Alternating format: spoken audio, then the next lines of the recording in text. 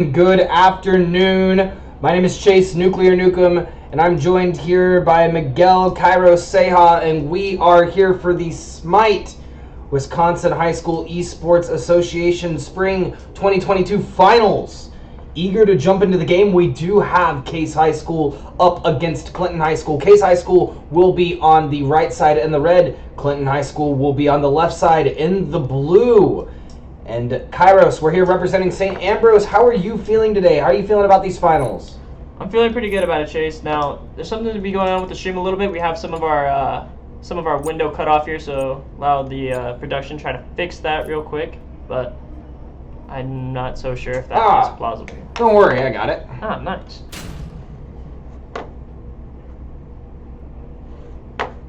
Bologna being first picked here for Fabled 1. Now, Clinton, that would be the side of Fable 1, Jason Wick, Punzer, Deadbolt, and Munker. They did opt to first pick Thanatos in their first game against Elkhorn, who they beat 2-0. Seems to be a little bit of a switch up here now. Thank you. We are going to change the names as well to ensure that that is correct as we go into game. But yeah, Fabled 1 getting that Bologna early, and if that's going to that jungler, that is going to be scary. I think Bologna also was one of their picks in one of the games against Elkhorn, but I may be mistaken. But Sobek and Sun Wukong, both the frontliners for Case, being chosen early. And Cupid and Athena being picked. I think Cupid is a very strong pick into the Sobek, Sun Wukong, and now Medusa, as Cupid ult is a cripple. Cupid ult is a cripple, and that means Sun Wukong and Sobek will not have the ability to get out of dodge if need be. Speaking of dodge, let's talk about that Daji ban on the side of Clinton. They banned out Cthulhu, Daji, and Bakasura, which is interesting because I don't think I've seen any of the roster on the side of Case run any of those comps.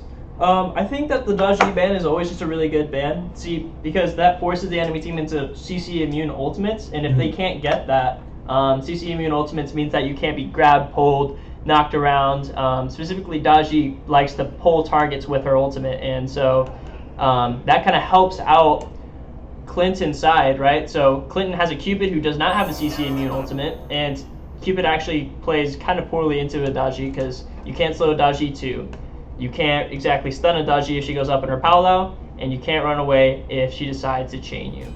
Yeah, that's very true. That's very true. And that Daji ultimate is huge in team fights, especially if you have a beads burner kit that you're running as in comp. Poseidon coming out from Deadbolt. Man, this is a menace of a team. You can get a lot of off an Athena taunt, and they are going to run that Thanatos as well. So I really kind of like the Poseidon Athena comp here with the Cupid because the Athena can basically go anywhere on the map with her ultimate, right? She can rotate anywhere. If they want presence, they got it.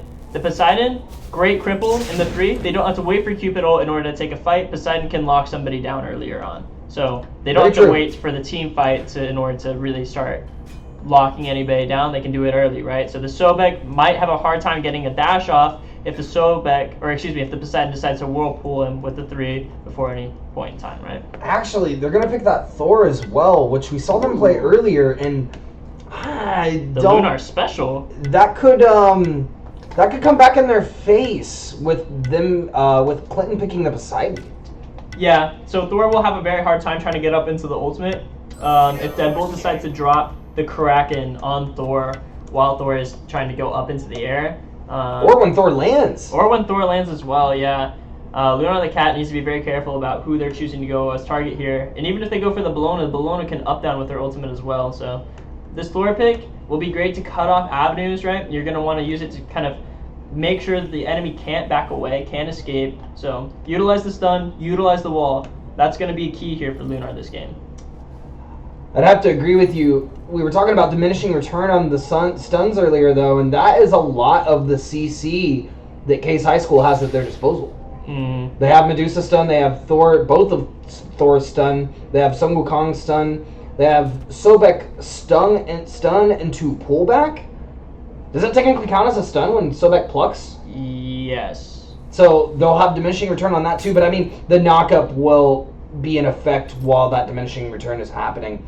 Yeah, so the thing is that Medusa ult doesn't get affected by that, but and neither does the Thor, I believe. But the Thor wall will. The Sun Wukong 3 also will. The Tiger Sun, that will definitely also be affected. So the Thor pick might not get as much value as they want to in terms of that, but I still don't think that that's the main focus of this comp, right? I don't think that the Thor is really looking to stun and sort of counteract that Athena pressure, right? You kind of want to make sure that you can get to wherever this Athena's ulting to, and you kind of want to be able to lock down your single target. I think that's kind of what the side of Case really wants here. They want to Sobek pluck somebody, right? They want to make sure that they're able to isolate a target from the side of Clinton and force them into a 1v5. Yeah. No, they're gonna have to force him into a 1v5 with this comp. But it's like we saw in our previous match, Case High School went for a more single target pick composition, which is exactly what they've gone for here as well, versus Clinton is going for a lot more of a team fight based composition. And they can do a lot with Cupid Hall. Like, Cupid and Poseidon have a lot of synergy alone, not to mention they have Athena Pool, the taunt, and they have Bologna ultimate as well. I don't know. I really think while Case High School does have a solid composition going into this first finals match, I think Clinton's got him beat. True. And now as we transition from this picks and ban screen into the game, we will be right back. So please stick with us and we'll be back shortly. All right. So now this, I'll go here. Now that I know which here. Yeah, no, I've put it there.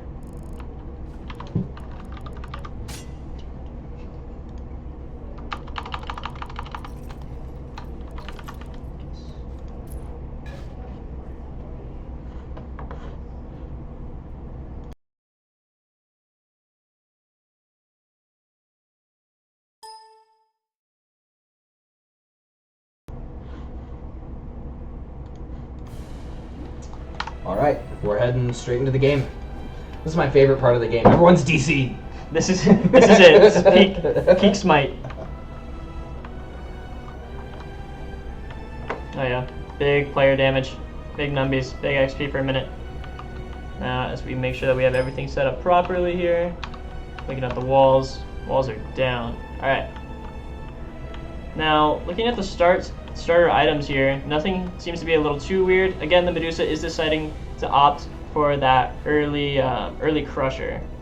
What are your thoughts again of bringing that back for this game against Clinton? I mean, previously in the last set, we saw Medusa do that against the Ho Yi, and it worked well for the fact that they was able to get a lot of damage off early. I don't know if that's going to remain true against this Cupid. Cupid also going for a Death's Toll, or not Death's Toll, sorry, Gilded Arrow straight into a Dev Gauntlet, which Cupid does have healing off of his too. I think that's a pretty interesting pickup, because we were seeing for a minute there Cupids were building Transcendence. It scaled better with the abilities. That's an actual award. That is a word. No, that's an actual award. Someone bought an actual award. Yeah, that's an actual award on the map. That's not the same as a vision shard. Interesting. No one's made it out. Who awarded that? Poseidon, Thanatos, and the Bologna all walked up there. So if you aren't sure what a ward is basically something that gives you vision into the enemy team's jungle or your own jungle. So while you can see things that are in front of you, this allows you to see something that even if you're not there, right, it'll pop up. Think of it as a little camera, as a little light. Yeah, and they're denoted on the map. The blue dots on the map are the gold, or are the wards for Clinton. The red dots on the map are the wards for Case. Looks to be a regular start here for both teams. Hog being used early on, as it should. I like it. Now we're going into the middle lane. Who will have the better clear? Yeah, who's gonna get pressure first? Thor was able to get a lot of damage off with the 3. That's gonna be a lot from the side. Thor comes in for the body blocks onto his. Oh, it's not enough! It's not enough! Wasn't able to get that last body block and will fall! That is a very, very early first blood going onto the side of Clinton High School. Lunar thought his mid was safe, but his mid laner stayed a little bit too long. And now it looks to be an early rotation from the Thanatos and the Poseidon onto this Medusa and Sobek. Thanatos Blink coming out, Medusa beads being used, and it looks like she will just fall. And the man, unfortunately, caught out by the side of Clinton. Ah, man, you gotta pop those potions. Unfortunately, we did see him, the man, do pop the potions, but we did not see the same for Coldy Cold. Coldy Cold wasn't able to get the potions out quite enough. Therefore, no sustain. Therefore, Poseidon autos actually do damage. There's 3 of them at one time. On the bright side, even though the enemy team, Clinton, did get 2 kills early, right? It's not that serious. It's still early game. Everything can be mitigated. The goal differential is only about 1,000. That is a lot. That is substantial here. But I do like that Lunar decided to take the opportunity to invade the Thanatos back camp. So kind of mitigates it a little bit, and the game is still mostly even. Only about a 500 XP difference. Yeah, I mean, it does shake things in the favor of one team or another, but it's not huge. It's not detrimental, and I agree.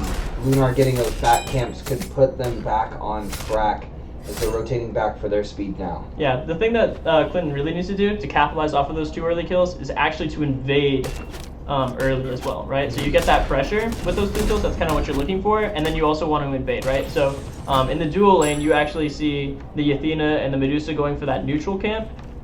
That is pretty good, right? So you kind of get some lane pressure off of those kills, but other than that, those 2 kills didn't really do a whole lot to speed up the pace of the game by any means. So couldn't agree more. And what's Deadbolt got going on here? What's Deadbolt doing? Looks to actually start the invade now.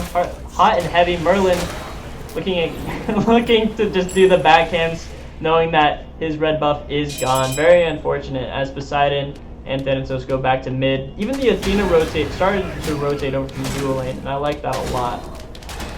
Yeah, that was a solid rotate from Athena. If Sobek would have went over, they might have been able to defend red, but that had to have been an audible call from the team not to do so, recognizing that Coldy Cold was the only one there. Yeah, Coldy Cold's also a Merlin, so in these early levels, Merlin can't really do the red buff by themselves, especially not like this early, right? So if the Thanatos happen to be around, or the Poseidon, just watch that Merlin go over there. And at that HP that Merlin had, they definitely could have actually died to their own buff, so they weren't able to clear it by themselves. So Thanatos is going to look to hit 5 here and then start rotating to a lane. Honestly, if I was this Thanatos, I'd just stick around mid. There's nothing more I really need to do. I can stick around mid and I can go over to the duo lane. The Sun Wukong, I'm going to keep them on the island with the Bellona. Bellona should be able to hold their own. Yeah, hopefully. I mean, Sun Wukong, we talked about a bit last game, but Sun Wukong does have a lot of sustainability potential. Bellona is going to be, I think, a little bit more prevalent in these team fights over Sun Wukong. It will be dependent on who gets those rotates off first and how fast they get over there. Looking at both of the solo laners, they both opted for teleport, and that's going to be a massive Poseidon ult immediately upon hitting level 6, decides to go in and get an early kill on Lunar the Cat. Very unfortunate. Lunar the Cat was looking to grab 2 of those early mid harpies. Now, the point of those mid harpies at this point, you saw that there might have been a couple of. Well, hang on a second here, folks. Thanatos is ulting over into the duo lane, looking for this Medusa. Makes the connection. Medusa is able to get a good bead and actually decides to ult. And that will seem to dissuade Clinton for now. Happy with the general lead that they are now getting. As they look for this red buff invade again, Sobek with his back turn does not seem to know. Merlin caught out of position with an excellent Thanatos blink. Sobek able to dash away. Thanatos landed on by Thor here. Thor expending all of his kit, but there's still an entire team behind them. Meditation being used as Sobek is caught in the Poseidon whirlpool. Thor needs to get out. He decides to go back in. Accidental TP maybe. Falls for it seemed like it, and that is Fabled One's 4th triple kill of the weekend, of the day. Is it? Yes, Fabled One has gotten now 4 triple kills. That is including, I guess if we include it is including the quadra kills that Fabled got. Fabled almost getting a pentakill in the previous set. This jungler is an absolute menace, and they're going back in on this Medusa, recognizing the beats are down, trying to dash in, but that Medusa has that dash on lock. So something about Thanatos that not many people know is that Thanatos actually gets his cooldowns reduced, or his ultimate reduced, by the amount of kills that he gets. So it looked like he just ulted, and then he ulted immediately after. Yeah, that's because he had a triple kill, and he was able to get that ult back off and looking for that Medusa again. So good eyes on the Medusa, making sure that they weren't caught out in any poor ways. And I really hope that Case can kind of look to stand up to group together again. Yeah. And over in the right lane, Thor is rotating back for Bologna. Sun Wukong immediately ulting in as they get back to wave, and that Bologna's just going to back up. Sun Wukong should have looked to engage and chase down later with the ultimate had Bologna ulted. Honestly, I feel like that was kind of a waste of an ultimate from the Sun Wukong. Did not need an ult coming out of tower. I feel like there's just a lot of nerves coming out from the side of Case at the moment, and they just need to kind of take a breath. Shake him! Calm down. The game's it's not over yet. You're only 6 minutes in. And now this Merlin just needs to play a little bit more safer, right? We need to get good wards up around the map. We need to secure our own red buff, so we need maybe a 4-man rotation there, right? Make sure that this game does not get any more out of hand than it already is. Oh, speaking of out of hand, on the backhand side, making the rotate around. Going to get the Kraken off. Thor trying to get in the air. Thanatos going to re-engage on the Thor, get the scythe off. Thor getting out, though. That was a great stun, and that is a low Thanatos. Medusa rotating from the duo lane. Thor looking at that. Thor does blink in and will get the kill on Thanatos. Now pushing through mid. Case has found their first pick of the game. Alright, well that was actually a really good counter engage. You kind of slowed down that Thanatos, right, who was currently 4-0. So whenever you get that kill, right, when a player hits 3-0, they actually get a killing spree. So if you are able to target that player and you're able to remove them from the map, you actually get a little bit more bonus gold and XP for eliminating them. So that Thanatos was kind of growing quite a bit. That's a great kill for Lunar to kind of start their own lead into this game against this Thanatos. Yeah, I mean, even looking at that kill, Lunar now is level 8, which is the average level right now of the Clinton roster. Now level 9, and leading up the Case High School leveling order. They are all a bit under an XP just due to the lead that Clinton has developed. But if they keep playing fights like that, and if they're able to pick the target that they're focusing as a group, one by one, that is how they are going to win this match. That is what they've drafted their comp into. Looks to be a now Gold Fury full instead of Clinton here. 8 minutes. Well, I think that it's actually a perfect time, right? You just saw Medusa had it back. You see that Sun Wukong's over and right. You know that the Thor was weak as well. And no ult. And no ult. Yeah, this is the perfect time to try to pull this Fury. Meditation being used by Medusa, and Clinton is able to secure the Gold Fury without any contestation whatsoever from the side of Case. Also, I think Case just didn't know that the Gold Fury was being pulled due to a lack of wards, and it looks like the Merlin will again be pushed upon in mid here. Oh, Merlin getting the damage out, but it doesn't look like it's going to be enough. Sobek trying to come in, and that is going to be Thor re-engaging, and that's going to be a double kill on the side of Fabled One again, but Sobek going to get that damage off, and that is a low Thanatos and a low Athena pluck coming out. Oh no, though. Roma Invicta. Bologna is in the fight, rotating to mid lane, getting the kill on Phantom Shark. This is exactly how Clinton likes to play, Kairos. They take these towers, they take these early objectives, and they really just have an Anaconda type playstyle. Medusa coming in, though, could have a lot of value. Big ultimate, stuns the Bologna. Sun Wukong also drops down. Thanatos decides to blink away. Bologna currently out of mana. Is the Sun Wukong going to be able to chase her down? I'm going to try. Bologna's looking like they're going to get out, though, as the Medusa has given up on this mid-fight and gone for farm. Sobek coming back up through the duo lane now, looking to maybe clear some of these waves with his co-laner. And Sun Wukong is also sticking around in mid for a little bit. Honestly, what do you think the side of Case needs to do in order to kind of, get their foot back into the door? Or do you think that they've kind of already done that with these recent fights? I think they have to take a page out of what Clinton's been doing to them, and they have to be more prevalent with these wards. They have to get these wards aggressively placed so they know where this Thanatos is going to be, and they pick the other side of the map. So the Merlin also just died again in mid. Do you think that Clinton is choosing to leave this mid tower up specifically instead of pushing it in, or? No. Clinton wants as many towers as they can get. I think that they're just prioritizing other parts of the map, recognizing that Case is expending a lot of resources to go mid after these fights, which is a bit of a waste of time on their part, because, your mid laner is already down. Go for a fight in another lane, or go for an objective if they're on the other side of the map, which you could tell if you had wards up, right? But I think that's where the warding is going to have to be a little bit more prevalent on the side of Case. and it's kind of hard to buy wards when you're actually down in so much gold, right? True, So true. it's only 11 minutes into the game, and that about 1K lead, right, has now become over 5,000. So that is actually quite a substantial gold lead, and the XP difference is almost about 3K now. So at this pace, Clinton is actually going to be able to maybe look for an early Fire Giant. Now, early Fire Giant would be early as 17 minutes typically. But the pace that Clinton is on, they could even be looking to pull it around 15 minutes, if that, and looking to end the game at 20 minutes. And that's what they've done all day. Both of their matches earlier that we saw from Clinton against Elkhorn, they won in 20 minutes. And it's because of this strat. If you look in the bottom left corner of the screen, specifically under Athena, that level 9 god on the left side, she's bought Emperor's Armor second. This allows them to have a little bit more tankiness underneath these towers as they look to push towers, which we've seen on the right and left sides of the map. Santos looking to gank this Medusa. Cupid being used. Cupid beads also being dropped there.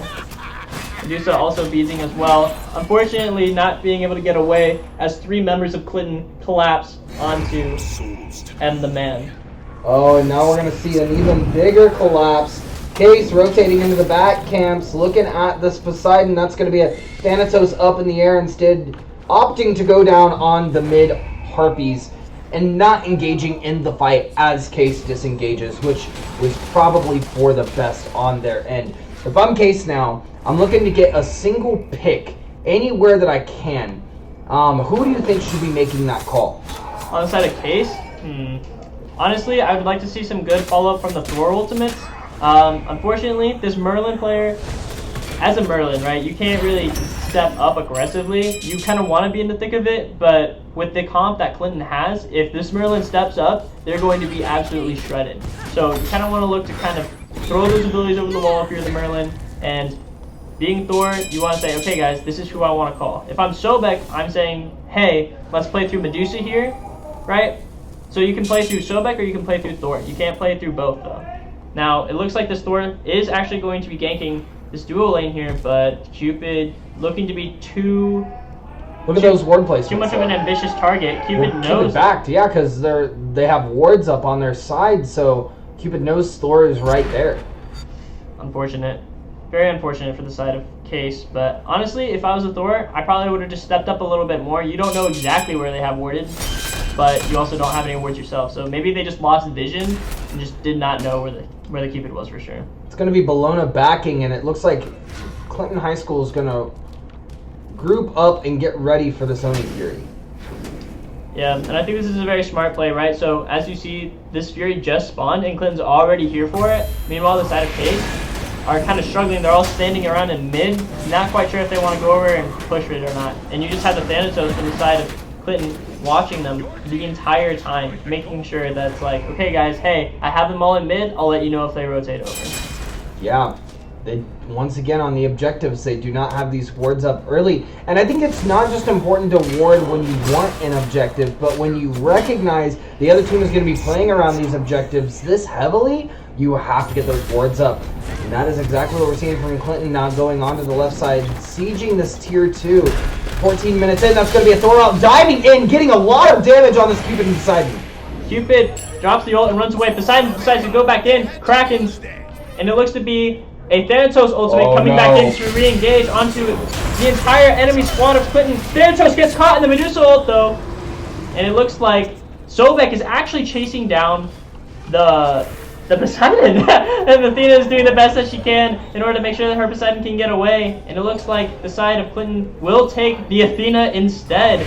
Blinking on to the Athena, plucking her, and throwing her back into this team of Case, gobbling her up, and potentially pushing down this T2. Or they might rotate over and attempt an ambitious Fire Giant. That was a beautiful play from Case, re-engaging on Clinton and not being afraid to fight under tower. I mean, it's 15 minutes in. Clinton is trying to siege the tier 2, and yes, they do have Emperor's Armor, but they cannot have an entire team fight underneath T2. I think a lot of the ultimates coming out from Case really saved them in that fight, specifically the Medusa ultimate onto the Thanatos as soon as Thanatos landed. I really like the engage from Lunar there as well. Did a lot of damage to both the Cupid and to the Poseidon. Lunar showed why they chose this pick. as well as kind of showed like what Case needed to do, right? Play off of that Thor, right? You want to get that damage off, you want to get that damage going, and then after he walled, right, Thanatos landed, Medusa decided to ult, Sobek plucking anybody that was a straggler, and Lunar up 2 levels off of that in the jungle. Yeah, I mean, it's evened out a lot for this Case roster. 12-6, it's still in the favor of Clinton, but it was previously 12-2, and Case has gotten and clawed their way back into this game with their jungler, jungler and ADC specifically going even right now. That's exactly who they need to play around. And it looks like they are going to. It looks like that's going to be Clinton actually starting this Pyromancer. Yeah, looks like Clinton will get it for free. Thanatos decides to ult up into the air, decides to land on top of the Merlin. Merlin beads being used, and Thanatos walking away. Healed a lot. Actually, Thanatos could have died very easily there, but Merlin is just a little bit too low of a level right now. They need to get some farm up to really try to cement themselves in the spot. We're currently 17 minutes in, and not a whole lot of players actually have farm, and that's kind of the downside of this Clinton team, right? They're not at the level that they kind of should be because they're not getting as much farm as they want because of how kill pressure they're going for here. Thor able to get their ultimate out, and they're able to run away. Side of Clinton able to get. Oh, okay. I thought they had ulted away a lot earlier. Oh no, I think they're actually. I think that was a cheeky play from the Thor, ulting the back camps and making Clinton turn their head a little bit and return, kind of putting some pressure on that mid lane. I would like for Clinton to kind of be a little bit more cognizant of what their farming is going to be like, because while they're getting this good lead, right, they're getting a whole lot of these kills, they need to kind of push up a little bit more and take up more space on the map. So they did get the invades off, but now they need to look for more pressure along the outside of the map as well, right? So you can't just go for the major camps. I think you also want to start fighting for earlier on in the game, I think you want to start fighting for the smaller camps as well. Especially if you have a lead that big, you can look to play off picks, right? And play for more of that steamroll, right? That snowball comp that they were looking for. Yeah, I mean, even looking at the side of Clinton, they like to run this this split push type of strat with a lot of their characters, and while a lot of their gods have a lot of AoE ultimates, I would argue that Case could have shut down this game with an Odin pick. They go to the tower, they Odin cage. Their Cupid steps up, they Odin cage. Their Poseidon steps up, they Odin cage. I mean, the only person that is able to get out of an Odin ultimate onto the side of Clinton right now would be the Bologna ult, and that's a cooldown. Looks like Cupid is actually going to pressure this left side Phoenix as Thanatos decides to ult into mid. Kraken coming out, Thor, beads being used, Poseidon into the back, killing the Thor, making him unable to dash away. Medusa also caught out here, Sun Wukong ultimate being used, Poseidon falls! As it is Bologna running away, Athena following close behind, telling the Cupid, please get this Phoenix, make this worth it. As it is a 2-for-2 in mid, as Cupid is now not able to get the Phoenix. 2 teammates died sieging the mid tower, and Cupid is not able to get what they want. However, the Cupid was able to farm up a lot, getting a 3-level lead over this Medusa. So you can see the side of Clinton has now kind of gotten that XP lead a little bit more, right? So now it's a 5k differential. Goal difference up to 8k now. So kind of like making sure that the game is still progressing in their favor, but they're slowing down a little bit at the rate that they're doing it. I think that they're playing off their power spikes a little well, but they need to do it just slightly better and knowing like, okay, this is when our damage carries, right, can do things, right? I mean, Clinton just lost that fight. They did trade 2 for 2 to be fair, but if I'm Case and I recognize that they have 2 down and R2 died earlier, go gold. Yeah, gold's up. You need the gold. Get over there. You know that they had to back based on you pushing them out of your tier 2 in Phoenix. You know that Cupid's backing after pushing up in duo lane. So go for that gold fury. Get those wards down. Take that out. Pressure that fight. And looking at both sides as well, man, Lunar is doing a great job of keeping Case in this game. I think if it goes to late game, Case has a strong potential to win this first game because their team fight potential has just been immaculate. Their target calling has been on point, and if you have a team that is focused more on single target damage, you have to have good target calling. Lots of pings coming out on the map right now, but unfortunately Clinton doesn't have their left wave pushed up, being able to pressure that left side Phoenix again. Athena with a big taunt coming.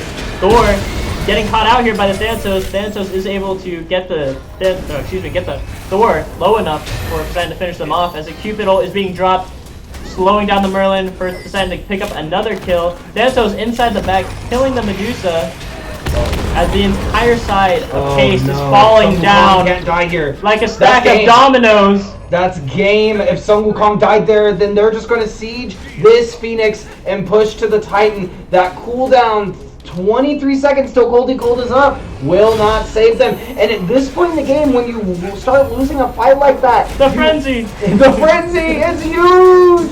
When you start losing a fight like that, though, Kairos, you have to call to your team, hey, we need to back up. If we lose 2 more people, the game's over. Yeah, I mean, Merlin just kind of got caught out way too often in the early game, right? So Merlin ending the game 0-7, that's always tough, but you have to look at why they went 0-7, right? Right. What reasons led up to that? And a lot of it was that their farm was kind of just invaded constantly, right? So you had Fabled 1, Poseidon, and Athena all looking at this Merlin's red buff without Merlin getting any support whatsoever.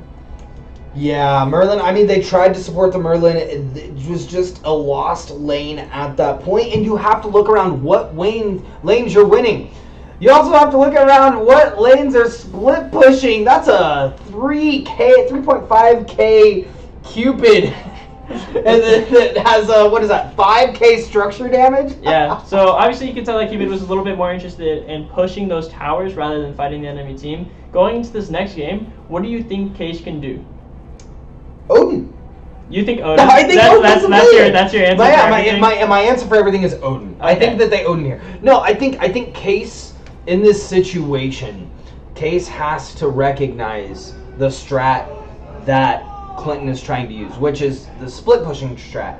So they need to comp around that and how to play against that. They need something that's going to have a lot of team fight potential, and I don't think they can give them Poseidon again specifically. I mean, Cupid Poseidon is crazy, but Cupid's not really ban worthy. Maybe you look to ban the Thanatos. Fable has been a menace on this Thanatos.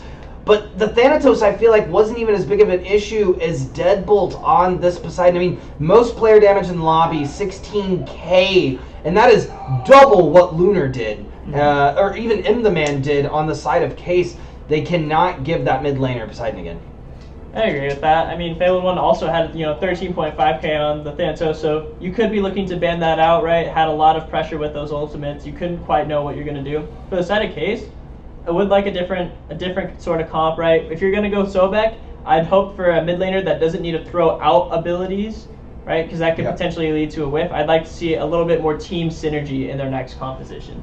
But as we wait for this next game to start up, please don't go on. We will take a short break.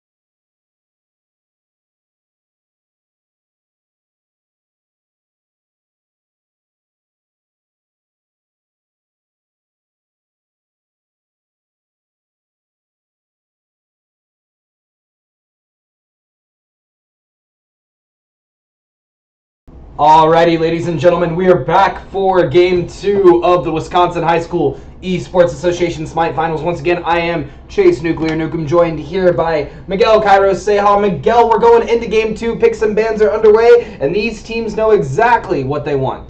Yeah, it looks like the side of Case actually wants to get that Thanatos out the door immediately, following up with a Zeus and a Fenrir, and Clinton is just following suit with the same 3 bans that they had from the prior game, right? So you have the Cthulhu, the Daji, the Bakasura. They banned this last game as well. That kind of struck me as odd, considering Bakasura isn't quite as good as a pick as I would say as Kali specifically. Yep. Bakasura doesn't exactly bring the same pressure or the same team fight to the table. Bakasura is more of a high single target focus like Kali, but a lot easier to manage, I would say.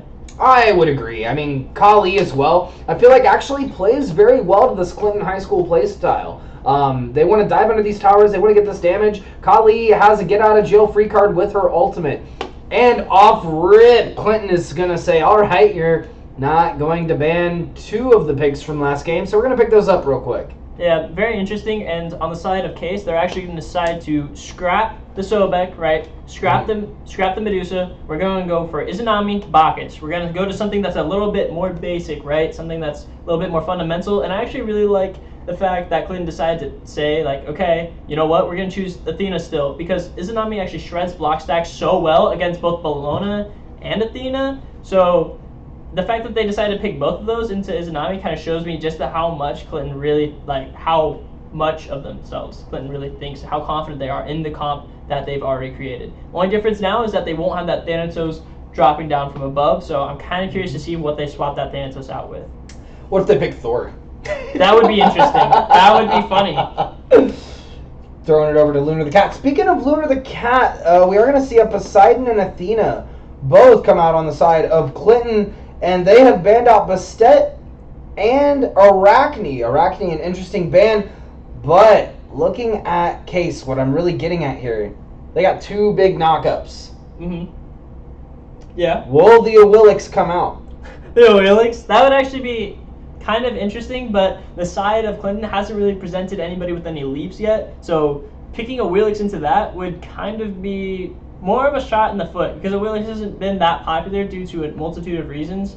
Ooh, Lena being Cleo's on the table! I didn't see Cleo was on the table! No. So one thing about these, I'm going to say like these high schoolers, is that they don't really prioritize the same picks that I guess like SPL does, or I guess even Collegiate does as well, because Kleena is supposed to be a really high-end solo laner and can do very well in the jungle. So seeing Fabled One pick up this Kleena, that'll be a really good pick for them. Kleena can actually go inside of walls and is able to do damage from within them. So that'll be kind of scary to see how Case will be able to kind of combat that, right?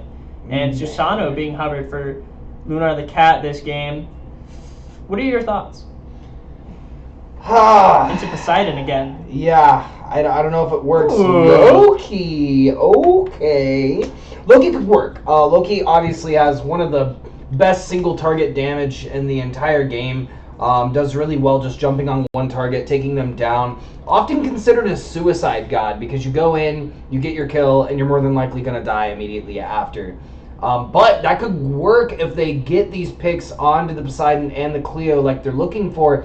And we are going to see it rounded out with Summer Boost picking up a Hou-Yi, which I absolutely love into this composition. So I actually do like that Hou-Yi as well, and I'm not against the Loki per se, but the thing is that where Izanami kind of shines, right? She can shred through those Athena block stacks, those Bologna block stacks.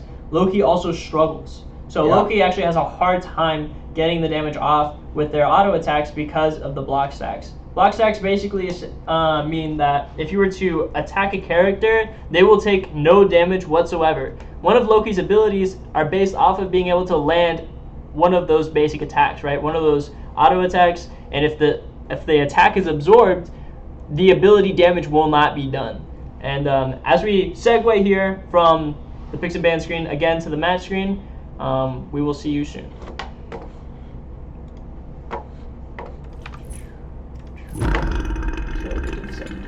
That's cool. Case.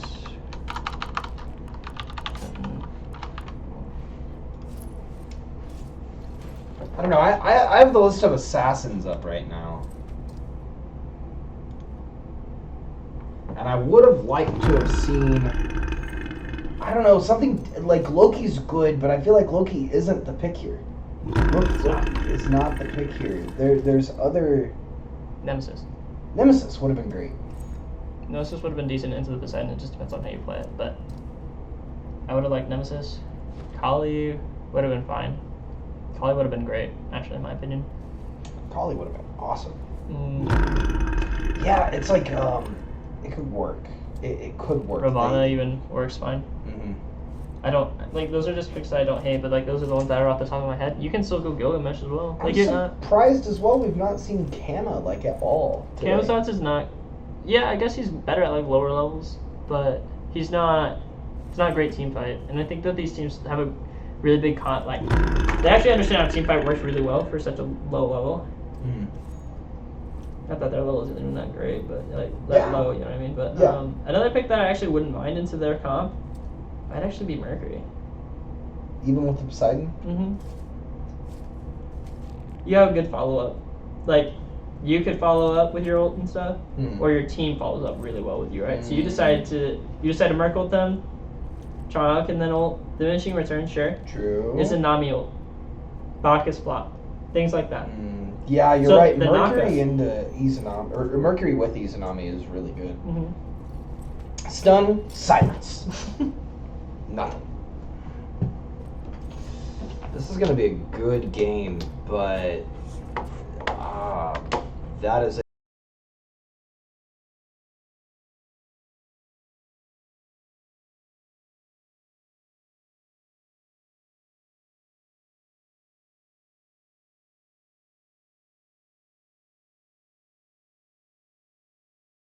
going to be scary, dude. Yeah, it really is. All right, and we are back into the game.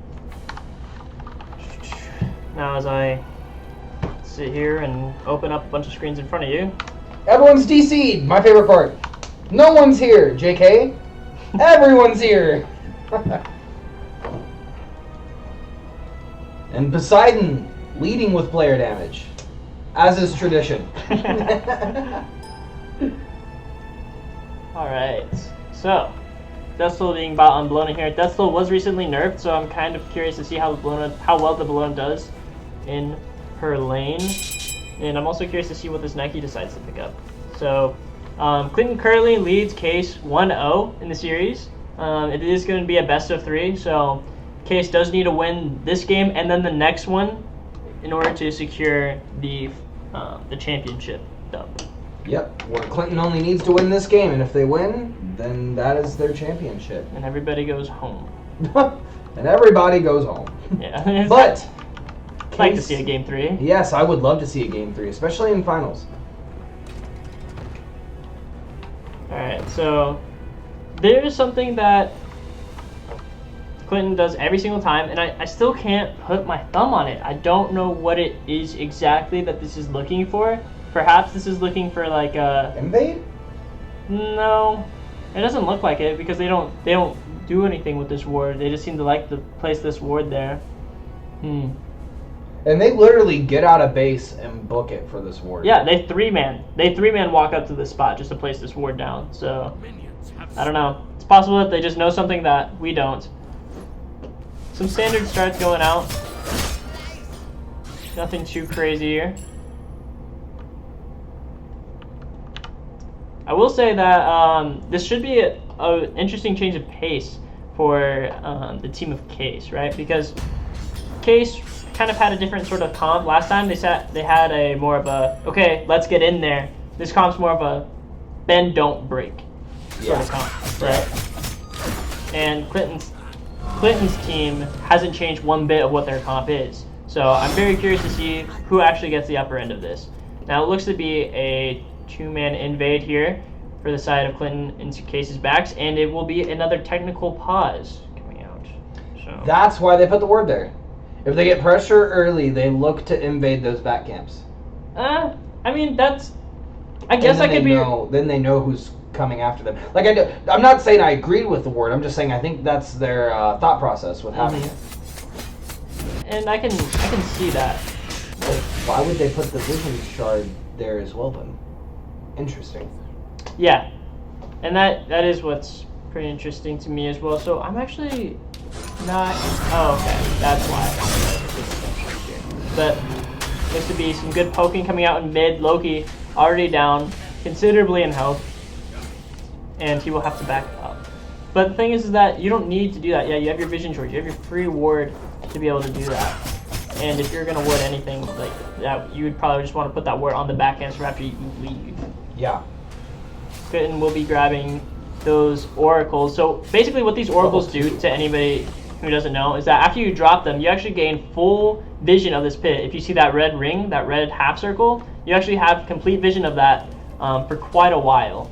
So for quite a bit, actually, yeah. So you can see if anybody's going to try to rotate through that pit or anything like that, and that's just basically more free wards on the map for yourself. And again, if you don't know what a ward is basically just free vision. You don't have to be there in order to get that vision on your mini map. Yep, and the red, so there's two different types of wards, and there's only one certain type of kill. Lunar and Monker going back and forth with the Bonker. Looks to be a successful game. Oh, Cleo. Oh, Cleo. Nike caught? Not quite yet. Nike will get out, and Bologna will use the teleport to return to lane. Nike will probably look to back soon as they no longer have any more potions. Okay. That will be a blue invade, though, from Clinton, recognizing this Nike is low and probably can't attack this blue buff. Nike instead opting to go for lane. The best thing Nike can do here is just push this wave up into tower and not get caught out. Should have waited a bit to actually jump. Oh! And that was very close on the side of Case High School's A-Up Chloe. And in dual lane, it looks like we had an attempted purple buff invade, but Izanami and Bacchus are able to defend it. So, yes, this looks to be already a kind of different sort of game again. Clinton starting to kind of see where they can push and pull right. I believe that the kill onto the Bologna was a little bit unexpected. Nobody expected Loki to get active that early. So, I'm kind of hoping to see that this Loki gets even more active as the game progresses, right? Hasn't hit level 5 yet. Once they do, I'm curious to see which lane they decide to put pressure onto. Perhaps this mid lane, right? Because that's where we saw Coldy Cold, right, struggle in the last game. So if we're able to see them get their foot out from underneath them this game, that would be really nice. Well, Loki is going to take this back Harpy and only still level 4, going to opt to back.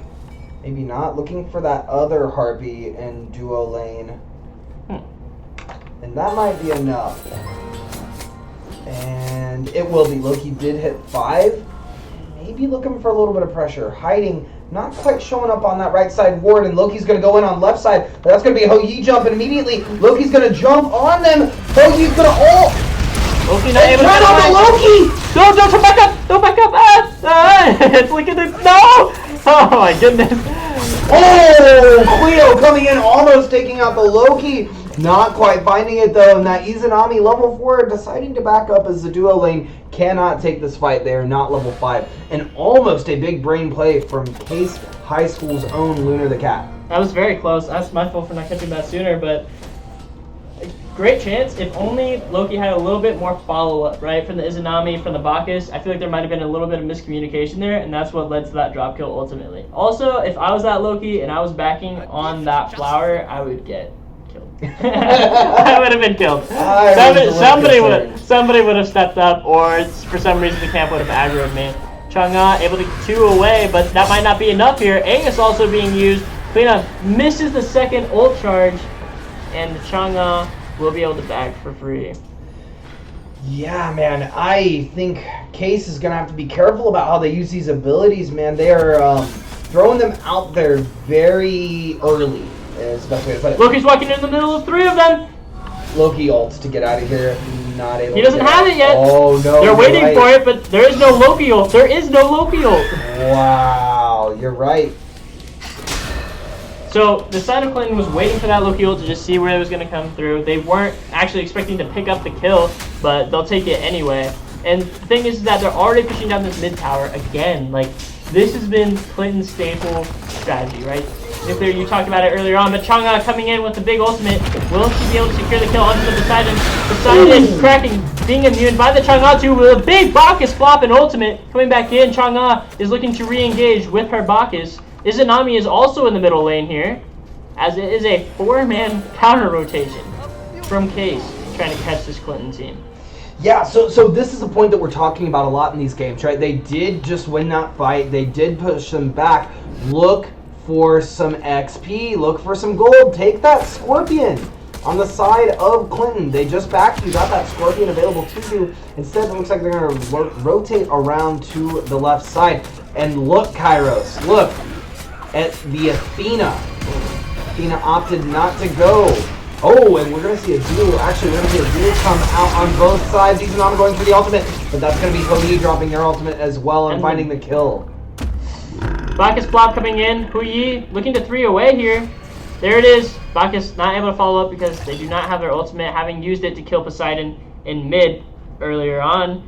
Honestly, Izanami, a little bit ambitious to go for that.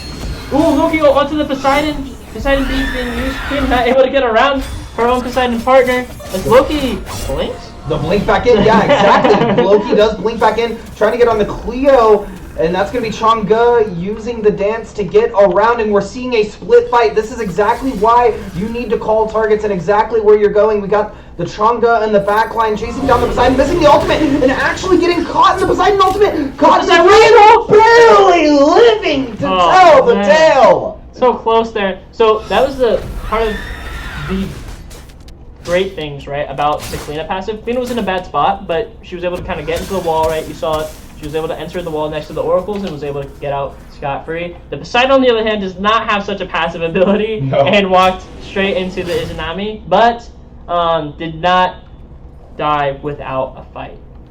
Absolutely, and I was saying before we got into that tussle in duo lane, it looks like Clinton has opted against their strat of taking down the towers and split pushing.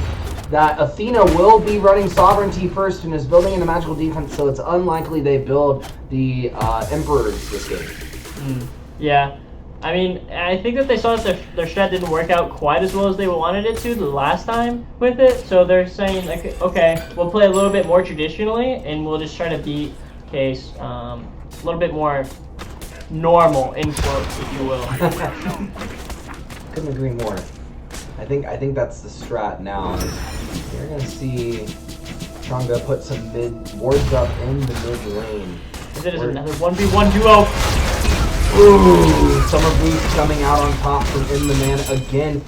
M just unfortunately not finding these ultimates, but that's gonna be a kill on the Deadbolt from Lunar. Athena trying to get over here. Loki gonna take away those block stacks.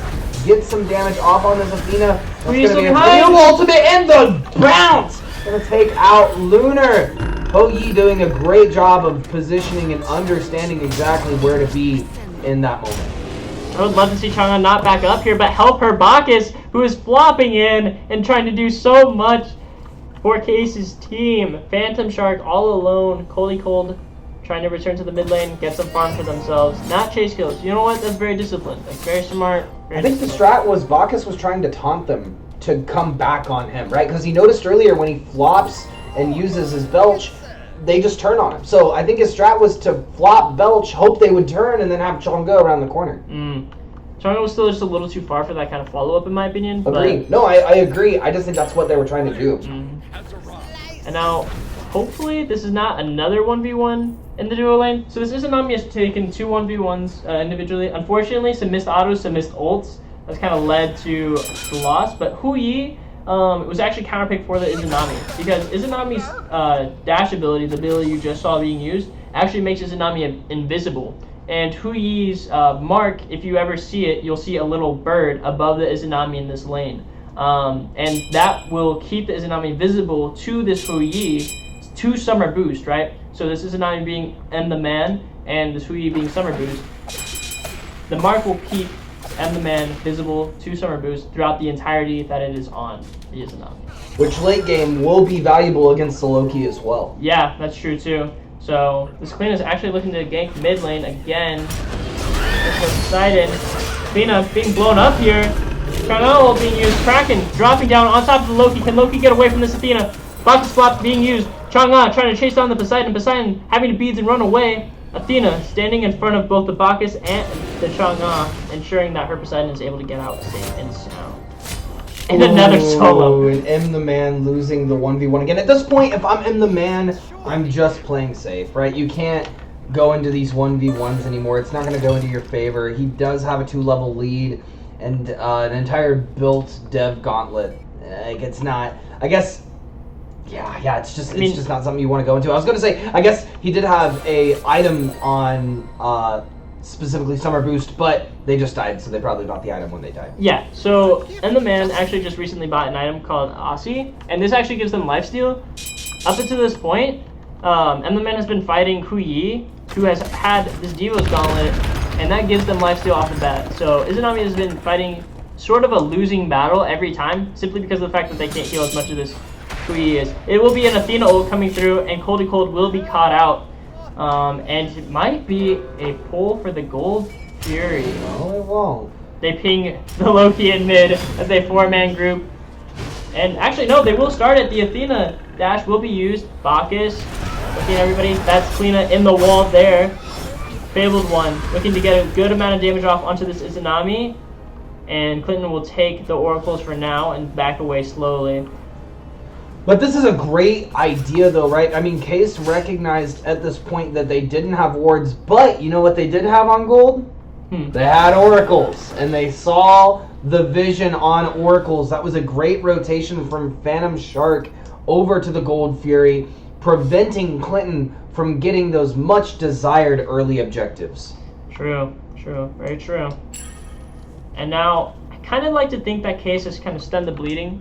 As you can see, at this point in the game last time, I think we were a little bit over 3.5k gold lead for the side of Clinton. Maybe it was a little bit higher, but as for right now, we're sitting around 2.5 or 2.6k gold lead. Now, gold itself, the importance of it is how many items that one team has over another. And being able to buy more items than your opponent means that you have higher power spikes and sort of a better team fight overall. Both teams really just looking for a reposition on a pick here. And we are seeing wards now come out from Case as they have backed and started investing in those on both sides of the mid lane, including the duo lane. I would even go as far to say, since I have so many wards in this duo lane, look for this Pyro, but instead there's going to be some pressure over in the duo lane as Cleo will make her jungle rotation over there. Nike going under tower for one reason or another, trying to hit this Bologna, pushed up a bit. Yeah, Bologna's just smacking each other over in the solo lane. Neither one of them too involved with their teams right now, kind of letting the 4v4 break out. As long as they both get their own blue buffs, they're good. An interesting point, though, is Nike does have persistent teleport online earlier than the Bologna, so that opens up Case for an ability to take these objectives, especially knowing that now they're rotating around the duo side, or solo side. Take that duo side Gold Fury, as Clinton is going to push onto this Pyromancer. Yeah, and I think with they're just looking to secure with Poseidon actually backing up a little bit. Bacchus flop coming through, Bacchus ultimate, Hu Yi ult being dropped, Kraken ult being dropped, lots of big circle ults being dropped. Bologna jumps in, rally the war onto the Cold there, and the side of Clinton is extremely weak. Bacchus, though, falls for the side of Case. AF Chloe also falls, and it looks to be a complete wipe from the side of Clinton onto Case. But Case is trying to take that tier 2. Yes, that is true. The Izanami was there, and Izanami seems to be backing now, trying to prevent any sort of Fire Giant pull, maybe? I'm not entirely sure. Honestly, I think that the Izanami could have stayed in left lane and pushed down that T2 in left, but I'm not totally opposed to the Izanami making sure that Clinton doesn't push any further than this T2 in mid, right? Because, yeah, they can be like, okay, Izanami, you get our T2, we'll take your mid Phoenix, right? But yeah. You know, that's just sort of the risk that I think Case was worried about, and instead Clinton will now back up and take the prize that they fought for so long ago, the Gold Fury. Yeah, not to mention they've stripped a lot of the farm from Case as they rotated to this Gold Fury Gold underneath the threshold, but that will be Case now stepping up and pulling the Gold Fury, trying to get it. That will be an ultimate coming out from Izunami, both on each side. Yugi will die to Coldie Cold, and there will be a massive Kraken next to the Gold Fury. We're seeing a jump come in as Nike is now here. Verona is in the duo lane. Athena looking to be low, and that's going to be in the man taking the kill. If I am Case High School, I'm backing up. I'm taking this Gold Fury as soon as possible. Bologna still split pushing in that duo. Leaves a bit of cause for concern, but if we can get this Gold Fury, then it will be worth it as they were able to pick up a couple of kills and even this out again. Re-engage? Looks like a re-engage coming out from Cleo onto Bacchus, but in the man will take out Fabled One, and that will be a shutdown. However, that was a huge play from Clinton because they thought at least they wouldn't be able to take Gold Fury without their Bacchus, but Case is going to attempt to do it either way. So if you look down now at this graph here, what used to be a 4K lead just stopped being that tremendous, right? It just jumped up to only a 2.4K lead. So that basically just brought Case back into the game. That just evened out the game almost completely. Of course, there's still a long way for Case to go to kind of get back up to this middle line, but Case has taken the steps in the right direction and shown Clinton, like, hey, I see what you guys are trying to do here, and we're not going to let it fly. You guys are going to need to try a little bit harder. We're not going to give you guys anything for free. This game, this championship, will be fought for tooth and nail. Putting a sentry on a Fire Giant as well, Clinton is making their intentions very clear on what they want. They want that FG buff. Looking at the itemization a bit, a lot of the Clinton members are now starting to build into their 5th item. And interestingly enough, the same is going to be said true about the Case High School members as well. And looking at, I mean, this is a close game, folks. This is close. Oh, and there's a fight, massive fight breaking out as well. Loki going to dive onto the Poseidon. Poseidon's going to go ahead and ult. Loki's going to pop the beads, though, and get out. That's going to be an Avono on the Chang'e. And they are going on these squishies. Massive O'Neal separating out the team. They're not going to have to push back. Cody Cole will fall, as will Ayup Chloe. That's going to be a Loki trying to back, but they are not going to have it. Yeah, gotcha. Hunter's mark now on the Loki. They know exactly where he is. And it's going to take Loki a minute to get out of this fight. That is going to open the door for Clinton to take this Fire Giant. What I was saying before the fight, and now it's not as true, is that this level differential is not that great. It is pretty close between both teams. Both teams sitting around the same level. And wow, Clinton looking to siege the Phoenix, it looks like, first before going to this Fire Giant. Yeah, let's just kind of shove up that wave in mid, right? And now they're going to transition over to just steal more of the jungle, sort of choke out all of Case's farm, all of their XP, and actually start to rebuild that lead that they had lost earlier. And now they might be looking to siege this T2 and left. Very ambitious, but with the lead that they currently have, 3 levels in solo, right? Lead in jungle, 3 level lead now for mid. They just might be able to do it. Izunami and the man is the bright spot here for Case, and you're really looking to hope that this Izunami can do the damage that needs to be done here. Chang'e ult needs to be more of a setup sort of thing.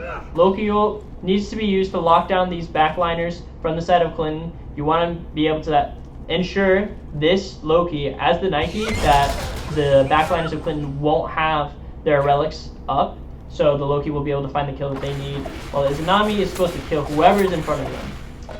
Yeah, the silver lining here is that Clinton did need to back after pushing and sieging up so far, and Case High School is now able to get the farm they desperately need, trying to close this level gap as much as they can, and it's starting to show through in all of the lanes. While they are 3 levels ahead in solo and mid, they are getting the farm off as they need to. That's going to be a Nike ultimate come out. That's going to be a Chang'e ultimate thrown out. It seemed as though there was a bit of miscommunication. Clinton, or Case believing Clinton was going to chase that a little bit more than what they actually did.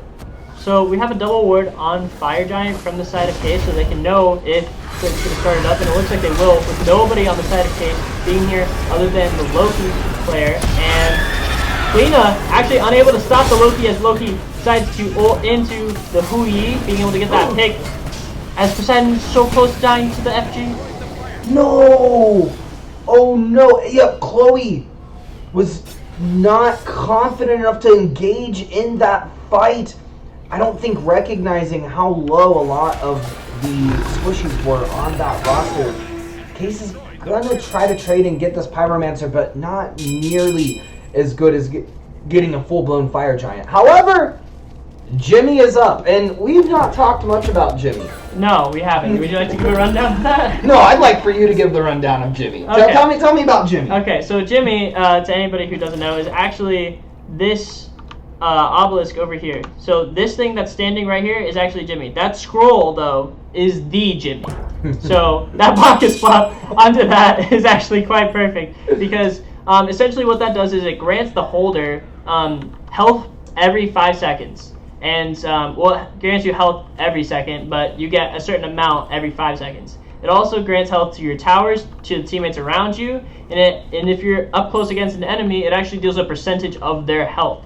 So it's very important for teams to have, especially in the early game. You want it on your players that are going to be around the enemy team in the late game, because it doesn't just attack one target. If targets are grouped up close enough, it'll spread. So it'll do multiple targets per set health. Jimmy OP. Jimmy is the 6th player in Smite. Indeed, can be sometimes.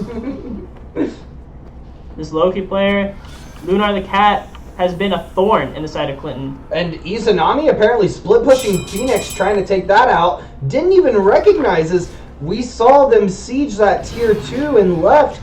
They're not going to have to back up, and that is a no bueno coming out. There will be an ultimate drop, so at least it will all not be for naught.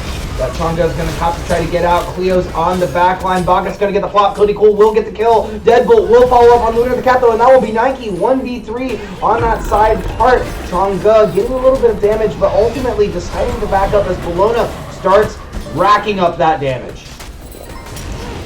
And it will be Cody Cole falling down as Poseidon decides to whirlpool and catches Chloe out. The only player left standing for the side of Case is the Bacchus Phantom Shark, and he will fall too as Deadbolt gets the quadra kill onto the Poseidon.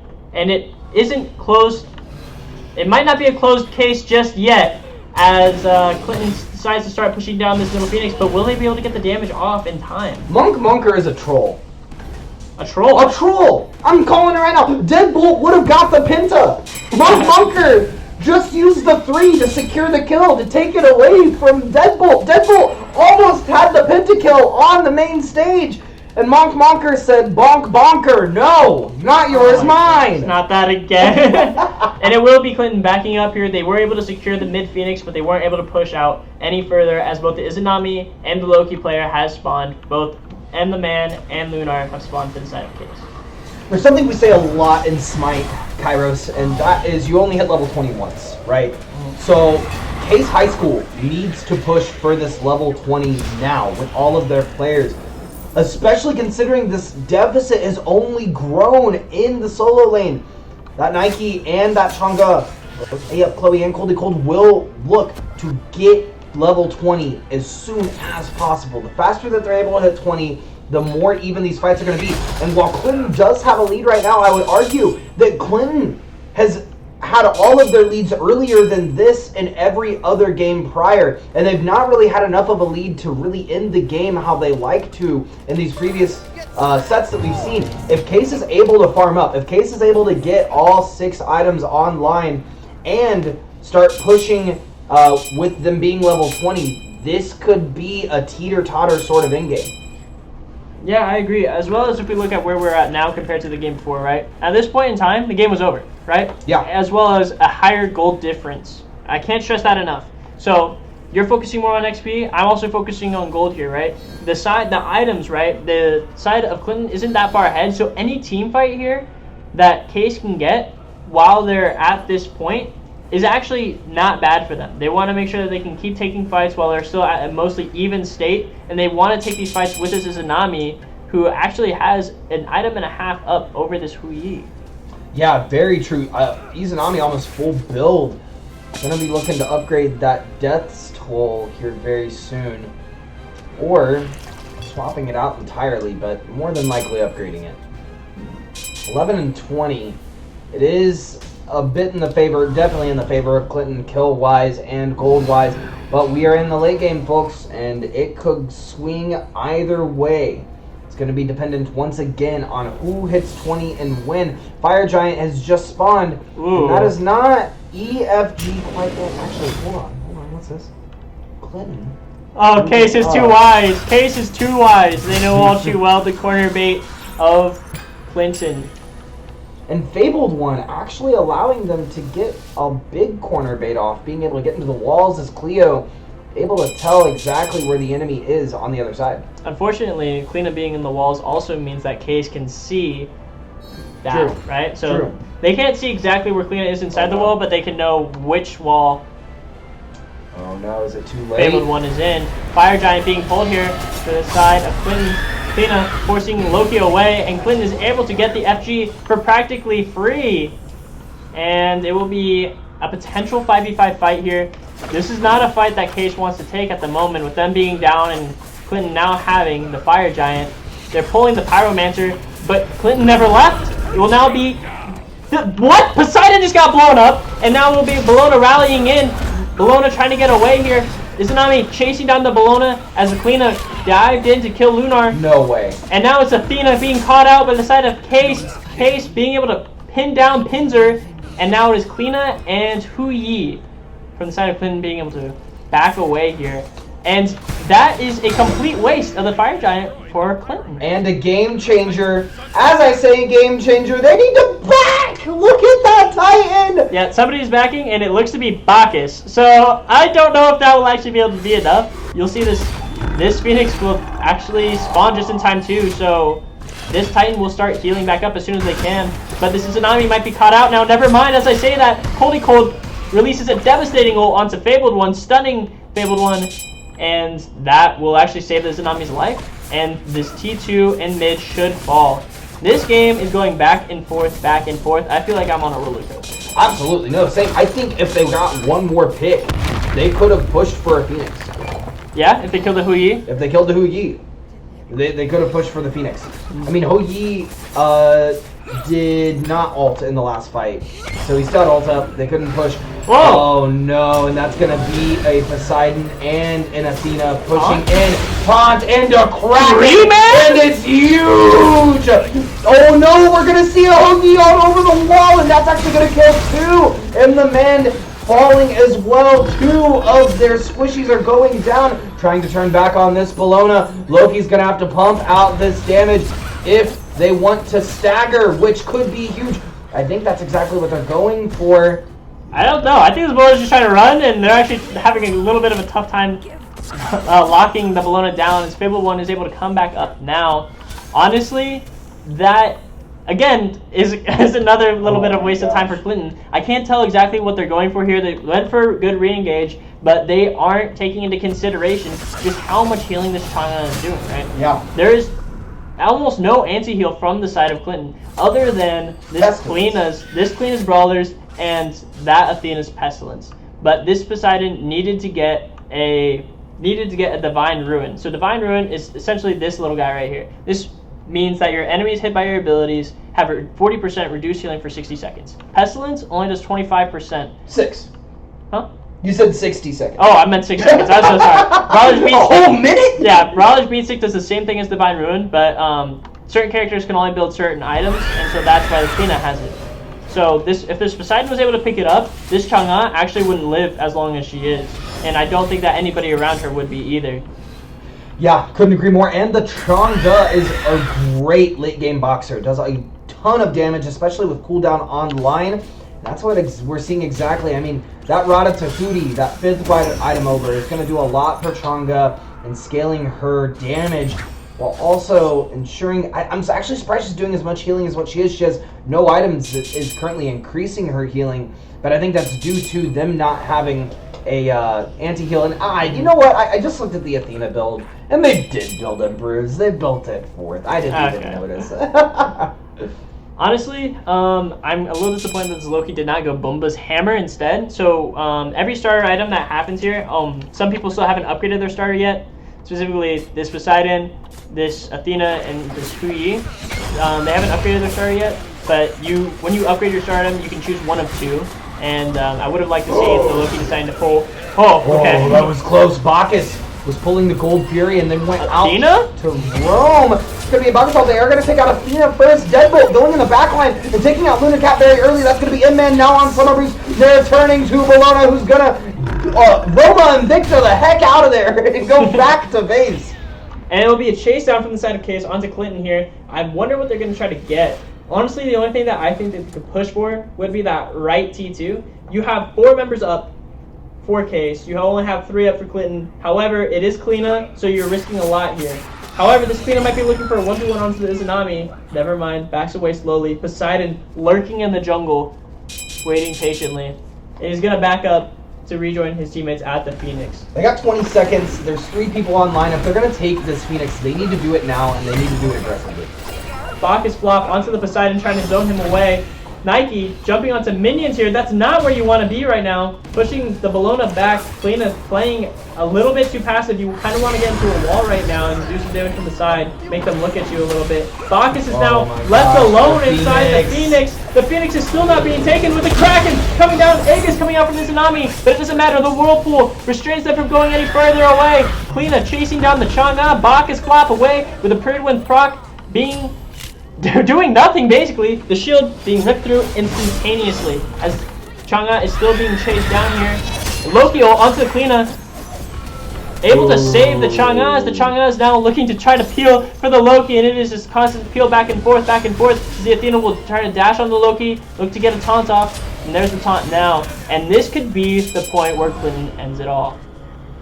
Yeah, I mean, Case does have 2 online, and Clinton is worse for wear. They are pretty low going into this fight with no healer. That's going to be Nike trying to mitigate some of the bleeding in the mid lane. Loki looking at this Ho Yi, backing off early, and they're looking to back up, which they probably should, but Cleo's coming back. They're waiting to re-engage with Cleo. Nike jumping out. They can probably give up the bird, but defend the Titan. Okay. Oh, wait. Whoa. EFG is now up, Yeah, and so at 30 minutes, this game has gone on for a lot longer than what a normal Clinton game is. But at 30 minutes, the Fire Giant, regular Fire Giant, becomes enhanced. As you can see, that's a purple glow. Essentially what that does is that it grants the people who kill it, it grants the people a buff. And the buff typically only gives you power, health regeneration, mana regeneration. But, what? Clinton's backing. Yeah, they're giving it up. They're weak, and now this is actually the time for Case to try to steal it. Not the pyro! Don't just take the pyro! Go for the whole thing! Go for the whole slice of the cake! Oh no! Case doesn't realize they're not going to go for it! Oh man, and now it'll look to be a 5v5 for this EFG. But EFG basically gives the wearers of the buff the ability to kind of just take whatever they want to, because towers actually have protections, and you need minions to lower the protections. Sort of like League of Legends in that regard. Kleena's now caught out in mid though, so I'll hold my spot. Fabled One is deleted by the Izanami and the Bacchus, but the Kraken finds the Izanami and the man with no Aegis. And I think that means that both sides will just retreat for now. However, I feel like both sides are just really unsure of whether or not they want to pull, because both sides have been kind of punished for trying to take objectives in this game, right? Very true. Clinton especially has been punished for trying to take a Fire Giant while Case is alive. So I think that they need to get a complete wipe, take it for free, and then end the game. But if you get a complete wipe, you might as well just end the game anyway at this point. You're so late into it. Oh, very true. I mean, this is, like you said, so back and forth. The Man and Fable 1 both being recognized as the carries on either side of these teams. And they're now going to fight without either carry. Ho Yi's going to dive into the back line. It's going to be Loki looking to get the Ho Yi, but going to be underneath the ultimate. Having to turn around and get out, as that will be a lot of spacing. And as you're noticing, that Ho Yi will create a lot of spacing. Go to FG! Oh no! my god. No! Oh my god. No, this is not the time! This is not the time to go. This is not the time to go up to the Phoenix. This is when you go to FG. If they're going to go to the Phoenix, they have to finish it. They can't just dilly-dally around. They're going to back up. They're just going to push the wave in, and they're going to back up. Are they going to meet up the FG, though? This is the time. So many You can still go. You can still go. They're all coming up now. Use corner bait. Corner bait. Oh, man. Catch one, catch all. Oh, man. Both sides it feels like watching this, they're both super uncertain about how they want to tackle this late game. I feel like Case and Clinton both have not had very many games this season. Caught out? This long. Changa definitely caught out. Fabled One getting the kill, and that could be a vehicle to end this game as they're now going to look for this enhanced fire giant. Once again, Loki being the only one there. You have teleport to ward! Teleport to the ward! Where is Lunar's team? Why is nobody ever here? It looks like they're opting to give up the EFG completely. They can't do that. They can't. EFG is arguably the biggest buff you can have in this entire game, and to give it up is almost to roll over in the game. You cannot give up enhanced fire giant, or they're just going to run down your towers. Not to mention that Safina has emperors. And if they can't end the game, then they'll, as you said, take all the towers, or in this case, the last two remaining phoenixes on the side of Case here. And that severely weakens Case's Titan immensely if that was to happen. So Case needs to group up here. They need to defend the phoenixes. They need to make sure that they can keep Clinton outside of this Titan room. They need Cold to do that, though. The CC is actually very important. Yeah, the golden hand is a good point. They're about to pick up 2.5k golden hand. Almost enough for a defense, but they're going to siege. Now Fabled One. We're down on Deadpool, and they're going back in. Loki has to get out. Loki looking at this Bologna, and that's going to be Chonga healing up the team. Getting a kill! That's a triple kill for Goldie Gold! And K's High School has leveled out this entire game. The gold is even. The kills are near even. The levels are 20, and they need to look to push and end now. They have 40 seconds to end this game. Run it up mid! Run it up mid! If you win, you end. That is the saying that I have become familiar with. If you win, you end. And they most certainly have won that team fight. And it is time for Case to end this game and tie the series up 1-1. This would be a great time for Loki to be up there too. I'm not sure why they backed entirely. I think that they were worried about the fire minions that were coming in.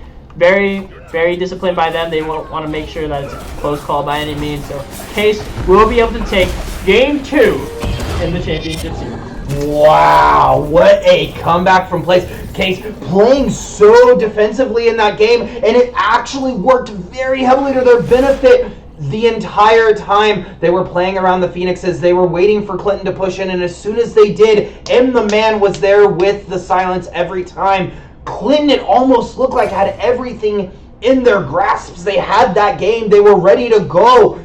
And then at the very end with EFG, they just weren't unable to siege the Phoenix and take the kills. And the man turned around, and this is where this Case roster shines and why they like picking single target damage gods.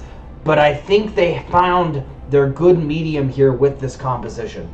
I'm honestly surprised that the Chang'e went as hard as it did. I haven't seen Chang'e a whole lot. You've been trying to tell me a little bit about Chang'e all day, but I mean, Cold wasn't very hot game 1, right, on the Merlin pick. Game 2 showed why Chang'e is one of their strongest suits, and Lunar maybe not had the flashiest KD, right? Maybe not have done the most damage in the lobby, but most certainly was forcing Summer Boost and Deadbolt to watch their backs, right? Yeah. Even the Kleena, right? Fabled One was having a difficult time trying to stop this Loki from killing her. So honestly, in this next game, Clinton might need to try to resort back to one of their more typical strategies. They might want to look to see what went wrong in that game. Maybe it was the later Emperor's armor. Maybe. I don't know. But here's what I do know, folks. There will be a game 3. And it will be played right after this short break. Don't go anywhere.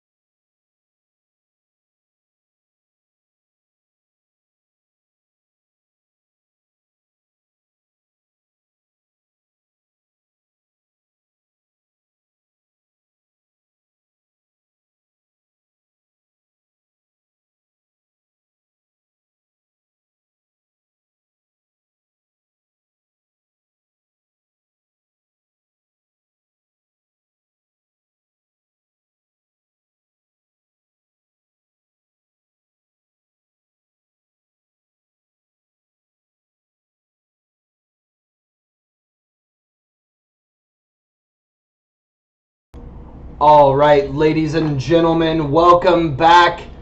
I'm once again Chase Nuclear Nukem, joined here by Miguel Cairo Sehan. We are at Game 3 of the Wisconsin High School Esports Association Smite Finals for Spring 2022. Let's hear it for your two finalists, Case High School and Clinton High School. Both of these teams now up 1 in this series, 1-1, and this Game 3 will determine everything. Some standard bans coming back out. So it looks like Clinton will ban away the Poseidon this time after having played it for the last 2 games. This is enabling them to pick Bakasura this game, and I think that is exactly what they're looking for. They have banned it twice so far, so I think that in this game, that is exactly the pick that they're looking for, sort of the ace up their sleeve. Osiris being picked. We actually saw an Osiris being first picked for them against the team Elkhorn earlier on today. And for the side of Case, they're going to run back the Izanami for the M the Man, and they've banned out the Thanatos. They're not letting Failed One get that back, and they're also going to ban out Zeus. So it looks like they were also watching the games earlier, because Zeus, I believe, was one of the staple picks for Dead Bull as well. Yeah, I think he was as well. He had a lot of damage in that mid lane, and we're going to see a Cabrakan pick on the side of Clinton, and that could be huge. Giannis as well, this team likes to get in and get out, and they played around each other a lot better in that second game, so that Giannis could get them in and out. We are seeing a lot of changes on the side of Clinton, and we're seeing Case pick the same stuff that worked last game. They're going to pick the Izanami. Nike and Bacchus will go back up as well. Honestly, the Cernus ban, I think, is interesting. So they aren't very worried about the Hoi from last game. They think that they can get around that pretty well here. I don't think that Jason Wick, I guess, showed them, enough fury. Really, like they weren't too worried about the ricochet arrows that the Hui was sending out. Izanami seemed to be very confident. Come the late game, very hard carrying, very good bright spot for Case's team. And Ymir following up. Ooh, Clinton banning away Lunar's Loki and Bastet. They want to see if Lunar will go back onto that Thor pick. And honestly, I don't know if I'd take that.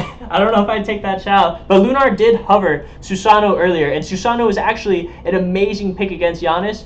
The only guy that can follow a Giannis better is Tsukiyomi. But if Lunar the Cat decides to go Susano here, then it is not a bad game whatsoever. So far from what I'm seeing. If I see a Tsukiyomi pick, I might lose my mind. But I genuinely don't know if Tsukiyomi is the play here. I don't know if it works for what they're trying to play. They're going to have the Apollo come out, and they love to split push. That's going to be extremely hard to contest, especially with the Giannis on the table as well. Yeah, I do know that Case had talked about the Apollo beforehand, so I'm not entirely sure where they're at or how they're feeling about the Apollo in this Game 3. They did ban away the CERN instead of the Apollo, though, so that should tell you everything, right? Yeah, now they're looking for a jungler. Unless if that's an Osiris jungle, which I wouldn't believe. Monker waiting to decide what jungler that they could have. Like you said earlier, Bakasura is on the table. They didn't ban that, and we thought it was because they were going to pick it. Mm-hmm. But they might be trying to flex either the Osiris jungle, or they could be looking Cleo to flex the Cabrakan jungle. Cleo's also on the board. Yeah, but what if Cabrakan's jungle? What if Cabrakan is jungle? Cabrakan could be jungle. I feel like it might be, and they're just kind of putting everybody, making everybody wait with bated breath to see if this is going to be a support pick. And I'm disappointed. Wait a second. That could be a Kama solo. It could be. Osiris jungle. I mean, Kama solo is very strong. You haven't played it very much yourself. No, I haven't. But I have played against it. Mercury! Oh, no. Oh, no. Oh, yes, indeed. Oh, it is no. going to be a Mercury game. However, essentially, the point of Mercury is that you're having another semi-global ultimate. You can't match Apollo's global ultimate entirely, but you can 1v1 really well, and you can get to places where teams might not be expecting it. You can line up from the jungle, and you can hit lanes from a spot that they may not be able to see you. However, the enemy team here for this Mercury, right? So Mercury being Lunar in this case, and Clinton being the enemy team to that Mercury. Clinton has Cabrakan. Now, Cabrakan's ultimate is setting up walls. If the Mercury decides to try to ult or dash and gets walled off, he is not going anywhere. and that should be Lunar's main fear going into this game. Don't really look to be anywhere where this Cabrakan is. Try to find isolated targets. But Mercury is good into Giannis. It is. Mercury can grab that Giannis if he's trying to portal out and throw him back in. That is true. But Giannis could also beads, but I don't think that that's as big of a deal. I do like the Mercury pick overall here. I think that this Cabrakan needs to be looked at by the Bacchus and the Izanami. Izanami will shred through Cabrakan. Cabrakan cannot get away safely if Izanami is on the map. Izanami is actually a really hard counter for Cabrakan. So this will be an excellent game. Now as we go into the game 3, we will take another short pause, and we'll see you soon.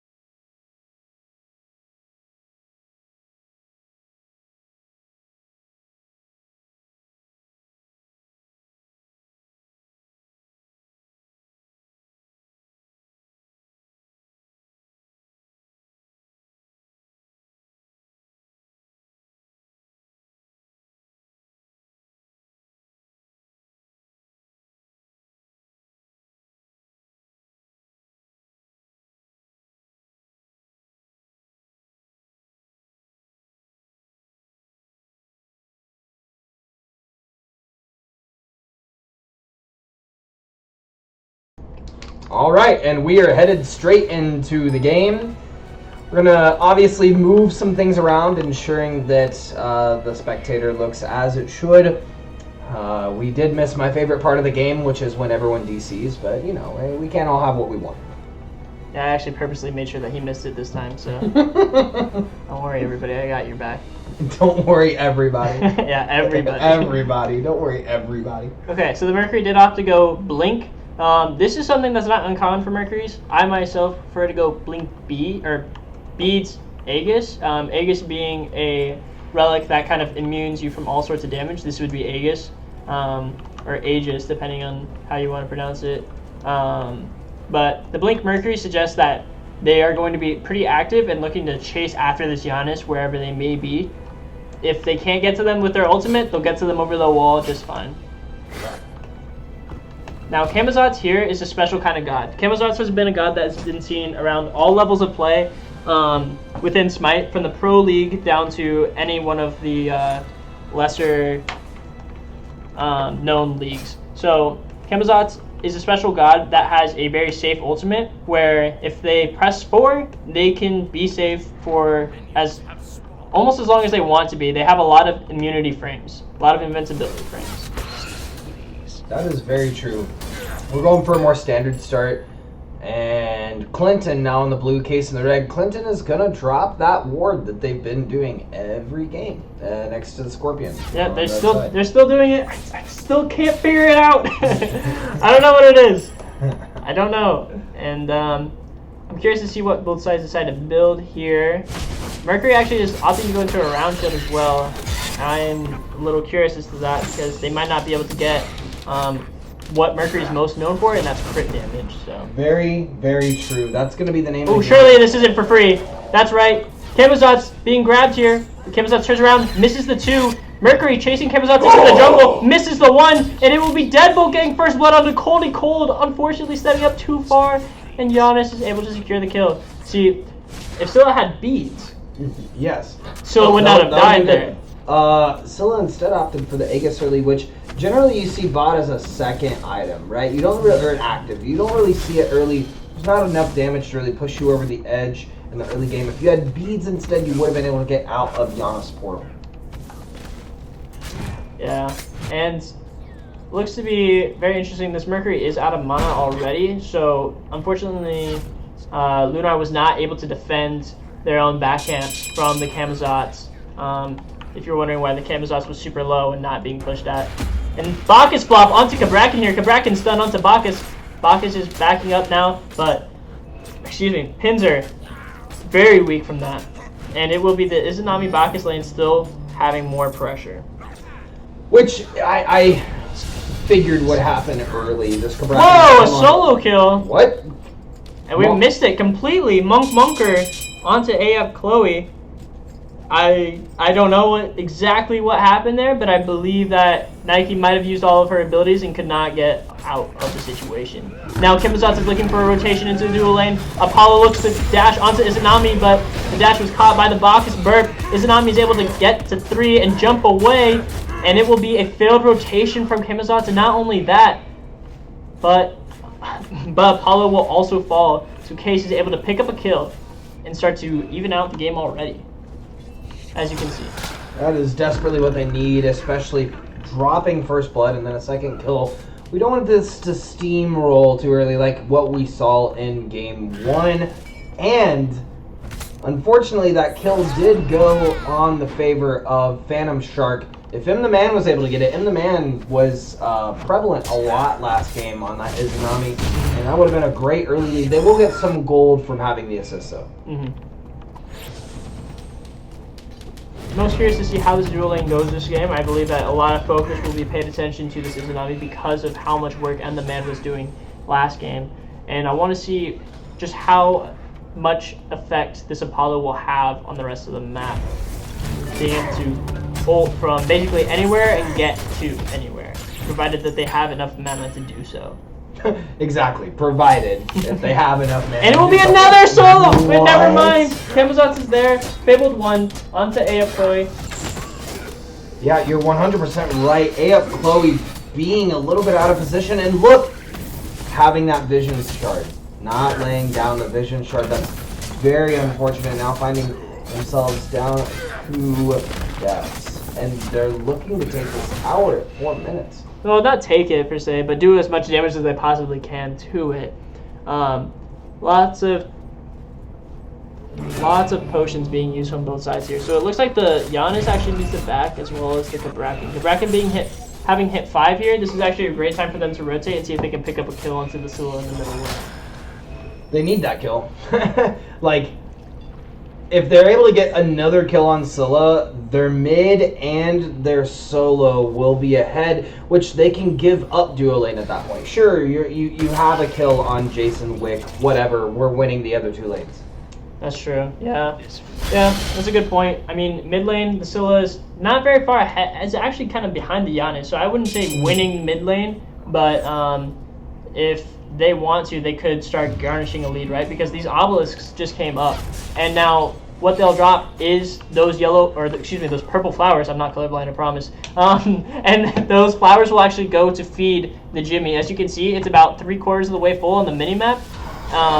Once that is completely filled up, you will see that scroll dropped. And if you don't remember what I said about the scroll from the last game, essentially what it does is it grants you health per second, as well as the people around you, and even your tower's health per second as well. So it can heal your towers, unless they nerf that. They might have nerfed that. I might be wrong. I haven't used it for that in a while. But the biggest thing for it is that it gives you health, and it deals % health damage to your enemies should they come close enough to you.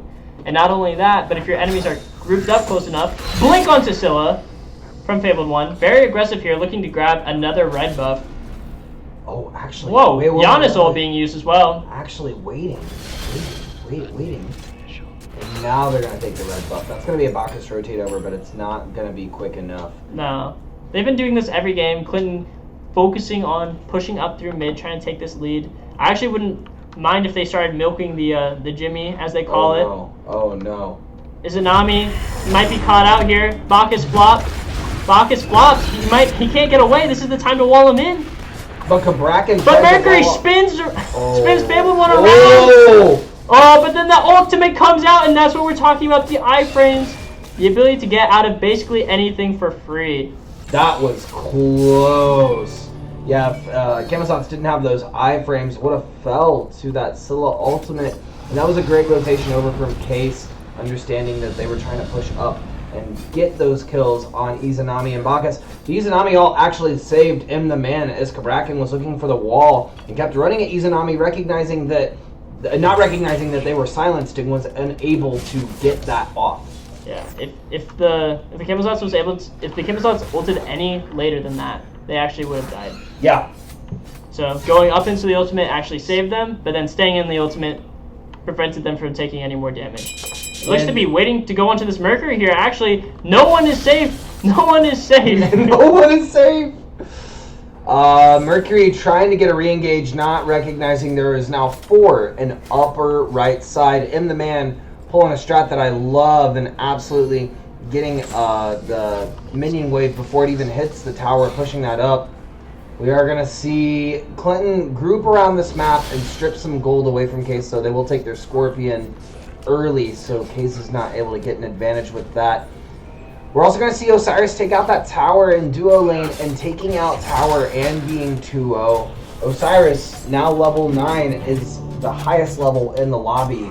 If Teleport gets upgraded soon, Osiris may just have a bigger impact in this game 3, specifically Monker, more than Ayup Chloe, and this could be a faster steamroll. Case has to be very careful about how Clinton plays this. Yeah, if we look at the goal difference, it wasn't too great 5 minutes ago, but it's already up to 2K. So it's not great for Case. However, they've kind of been in this predicament with Clinton this entire series, right? This entire set they've been playing back and forth with them, it doesn't matter exactly where the goal difference is because of the golden hand. So if the golden hand was a little bit more, if they're spent, then Case would have something to worry a little bit more about. But if the goal difference is about 2K, you see all that golden hand is actually in Apollo and Camazotz, right? So you actually need them to spend that money, and then that gold difference actually matters a little bit more.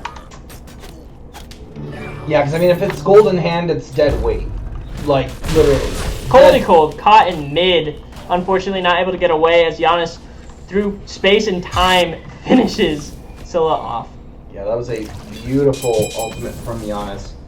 Gonna take out Scylla. Point blank. Point blank. But the cooldown was up. That's a Merkle. Going into the back line, taking out Camazotz, but not gonna finish the kill. There's 4 there. Back up. Back away. The Camazotz will heal. And it's Cabrakan ult, which was never used. And it will be an absolute, in the words of Chase Nuclear Nukem, slobber knocker of a game. Clinton is already running it down as they like. They've already taken down T1 in mid, T1 in right lane.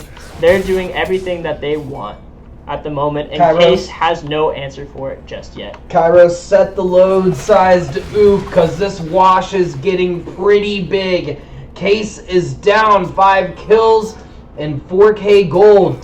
They are going to need to slow this bleeding immediately if they want to turn this game around. You know where they do it? Where do they do it? Duo lane. Izanami just had a 1v1 against the Apollo and was able to force out the Apollo beads. If I'm the Mercury, I'm looking for an ult there as soon as possible. It looks like you're not the only... Oh, wait. Nope. I was looking on the other side. Apollo ulting back. Looks like they're gonna go for gold? No. Apollo recognizing Izanami. Izanami doesn't know! Izanami didn't know! Oh no, not Kabrakin. Oh! Dashes to the right instead. Oh, and in the jungle, they don't Clinton see her. doesn't know! They don't see her! Back now! Don't go that way! No! No, they have wards there! They have vision there! Oh, and now they know, and that Camazotz will take the kill. That's gonna be a solo ultimate once again, countered by the Kama immunity frames. That is unfortunate on the side of Case. They tried to clean up a kill where they could find it. However, that Camazotz ult jumping up into the sky and not taking any damage is just huge. And that's going to be a 10-minute gold fury going on the side of Clinton. Yeah, I mean, Clinton is playing this game a lot cleaner, right? They're grouping up a lot better. They're using their team comp a little bit more to their stature, right? They did rush the early Emperor's armor, so they are able to push into towers a lot easier. But overall, I feel like Case just kind of needs to play a little bit smarter. I mean, it's hard to say that, but I mean, it's what they need to do. They need to play a little bit smarter. They need to know, like, hey, we can't get complacent after last game's victory. We need to try to keep up some pressure. We need to keep some pressure rolling. But they're still on the back pedal right now. And so, what do you think that Clinton needs to do to give Case an in back into the game? What Clinton needs to do? Yeah, to give Case, yeah. I think if Clinton gets caught out, right? If that Kabrakin gets caught out, if that Giannis gets caught out, that could now allow those lanes to get back in. That unfortunately, that mid lane is now down 3 deaths. Only 1 level, but I'm sure a significant amount of gold. You're looking at duo side, it's pretty even. Solo side, it's not looking good either. So I think if Giannis gets caught out, if Kabrakin gets caught out, Case could find a way back into this game very quickly. But man, you're looking at the side of the gold, and this is where gold has such a huge play, everyone. Look at those items. Case, 3 items across the board. Clinton has all 3 of their items finished and looking at a 4th. Nike getting 4-man ganked. And Case now needs to recognize there's 4 people on the right side of the map. What are they doing in response? They know that they used the Giannis ult. They know that through space and time got them to the other side of the map. So what are they doing? What are they doing about it? That's going to be a Mercury ultimate. Waiting out the Apollo beads. Mercury beads as well. Apollo, really weak. They need to step in or decide to step away. They decided to step away. Unfortunately, I feel like they could have dashed in there, committed a little bit, and they could have gotten the Apollo. The Apollo doesn't have their second relic yet, which will undoubtedly be Aegis to prevent the Mercury from being able to crit them too much into Oblivion. Yeah. But honestly, I feel like Case can't do a whole lot when that four rotation comes, right? 4-man rotation comes onto, ooh, there's Apollo ultimate back onto Izanami. Izanami ultimate being used onto the Apollo, but it misses. She knows that Giannis is coming, and the man trying to run away now. As Giannis TPs through, Mercury thought that the target was him. It's not.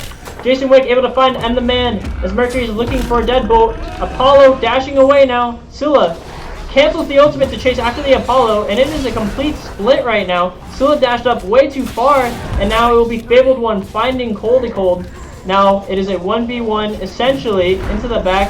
Kabrakin ult being used, Osiris rotating over, Phantom Shark finding the second kill of this team fight. Man, Phantom is doing a great job of adding value, but maybe too good of a job taking out both of those kills. They now find that their support is 3-0, which is not bad, but the rest of the team doesn't have a kill. And it will be a Bacchus plot back in as the Nike looks to engage onto the Apollo, pushing the Apollo back into the tower, Apollo tanking. But Osiris is able to kind of back the Nike away.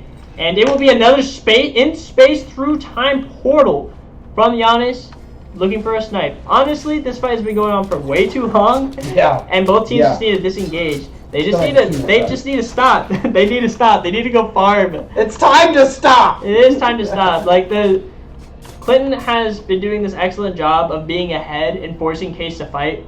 Case needs to just say, okay, we aren't going to give you what you want, right? So if they decide to not give them the fight, they can also just focus on their farm. And I think that's something that Case needs to look at now more than ever. They need to say, okay, we're not going to give Clinton the fight that they want. Instead, we're going to look for something on our own terms. It is going to be a Camazot's blink onto the Scylla and mid. Unfortunately, not able to find the 2 that follows, or excuse me, no, able to find both abilities, but I believe that one of them hit the Bacchus. I don't think that either one of them might have hit the Scylla. Perhaps the 1 did, or the 2, depending on which one the Camazot's is leveling. We're seeing some grouping around mid.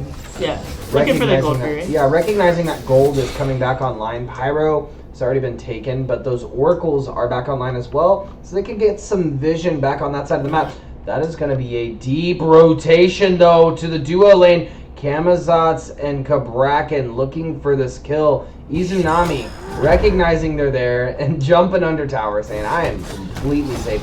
And I love this. Mercury recognizing they're over there and taking the oracles on the way. Probably something Clinton should have done. Ooh, dash onto Camazotz, hit through space-time portal, ulting away. Oh, Kabrakan ult? Scylla now being ran at by Fibble1, ulting into the air. Scylla dashing away. Can Camazotz catch? Can Camazotz catch? No! No, Camazotz can't catch, and Mercury instead, Camazotz instead catching these hands as Merc is throwing down the pain. Apollo getting silenced out. That Izanami ult could have been huge had it hit, but it didn't. There's a dive onto the tier 2. Osiris looking for a kill on the Scylla. Gonna take 3 tower shots. Izanami looking to finish this out as Kabrakan as well. The flop comes in, the stun comes out, and the man with a double kill puts Case High School back in this game. That was almost exactly what I wanted Case to do, right? They decided to back up a little bit, they grouped up, and they decided to counter Clinton very hard. Of course, Clinton didn't have their Apollo at the time. I don't know exactly what happened or why Jason Wade couldn't have been there, but that Apollo ultimate, that disruption, would have been very nice to have. I believe that might have been just some miscommunication on Clinton's part, but now that grants Case a gold fury for free, and if we decide to look...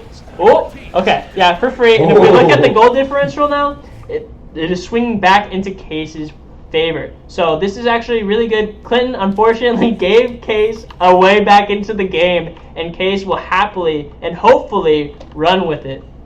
Yeah, even Case now having the lead in the XP difference, which is insane because they are 6 kills down. The reason why that is, the reason why Case has more XP difference is because of Clinton's strategy. Clinton is going for these towers very early, but that denies them farm both when they go for the towers and if the waves are pushed up to the tower. And that is why you don't generally want to take towers until 15 to 20 minutes into the game. Yeah, exactly. That's a great point. So if you look at the map, right, you see Clinton actually has, a couple level leads in a few spaces or a few places, but the leads that come in for Case are actually in the ADC. So and the man actually having a little bit of a lead over the Apollo, and the Mercury, Lunar the Cat having a 1 level lead over Fabled One. That's where most of the lead is, as well as the Bacchus, right? Phantom Shark getting 3 kills, 3-0 and 3 right now. In dual lane, we have a 4-man gank onto the Izanami. They're like, all right, you know what? We're done playing around. We want this tower. We want the XP difference to be back in our favor. And if you think about it, right, do you know how valuable each of these towers are? How valuable are they? They should be about 1,000 gold for each T1, and then I think it is 2,500 total for each T2. So that's 250 gold being sent to each member of Clinton. So if Case was to take both of the other towers back, or at least just the mid tower back, it's really only like a 1k lead right now, 1.5k lead. So the lead is strictly in towers. It's not really in anything else. So this is, unfortunately, it is still a lead, but Clinton taking the Pyromancer off the map does shift things a little bit more in their favor. Yeah, Case has to get these wards down on the objectives, man, and they did there, but double warding again.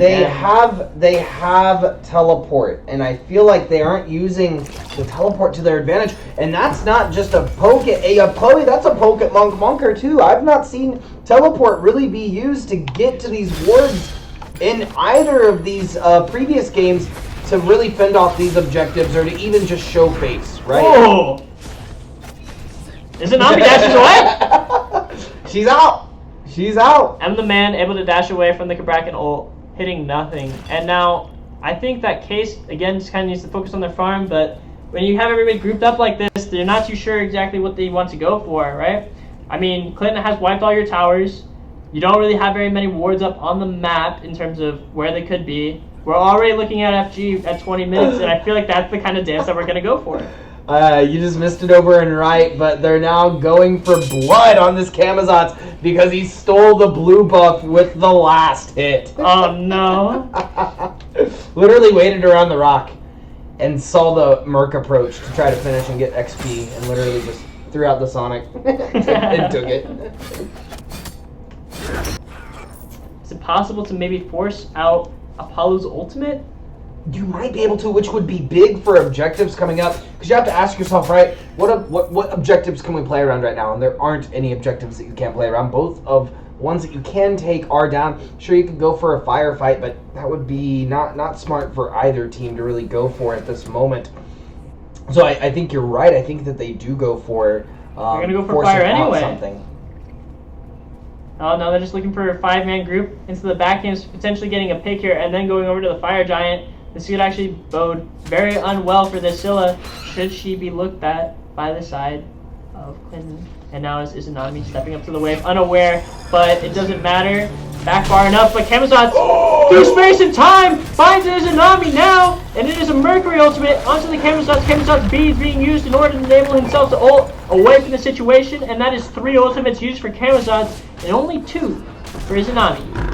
And that is actually huge for the side of Clinton. They should be able to pull this Fire Giant for free now because Scylla does not have an ultimate. She cannot confirm the Fire Giant. They're going to back. And Camazotz actually narrowly getting out of that entire situation because he did get hit by the Izanami ultimate when he went in, and Scylla was ready to ult on top of the Kama, and as soon as that silence ended, Kama was spamming that 4-man. He wanted that ult and hit that ult and got out. He beads to get out. Oh, he beads to get out. I didn't catch the beads used. Yeah, Fable 1 had a bead to get out because Izanami ulted into Mercury ulted, and then the Scylla ult was coming. So naturally, Fable 1 decided to beads and get out of there. Use the bat out of hell ability. Yeah, and Case looking to start that Gold Fury, but doing it too late. This is where you have to be decisive on when and how you're taking objectives. Having someone that has that strong shot calling presence that's able to take dominance and say, look, they back, they can't do fire, take Oni. You have a Mercury that has Rage and Shadow Steel. Realistically, you can let them box it. Yeah, how do you feel about the Shadow Steel pick here? It's curious. My biggest thing right now is actually the Berserker Shield because as Mercury is kind of good, enables you to fight for a little bit longer, but you're not really looking to box as Mercury. You're looking to 3-shot somebody and then get away. The Shadow Steel is a good pickup for the Camazotz though, because the Camazotz will have reduced healing. And it looks like Mercury might be looking for an ultimate into this enemy team here. Decides to opt to just grab the Oracles.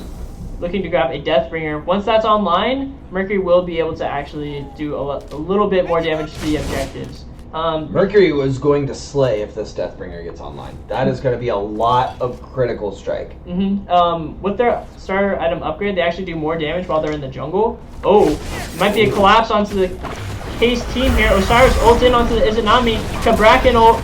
Oh, excuse me, not Kabrakan ult. Isn't through space and time. Giannis ult onto the Izanami. Mercury ult coming back, and it looks to be 5-man spitting.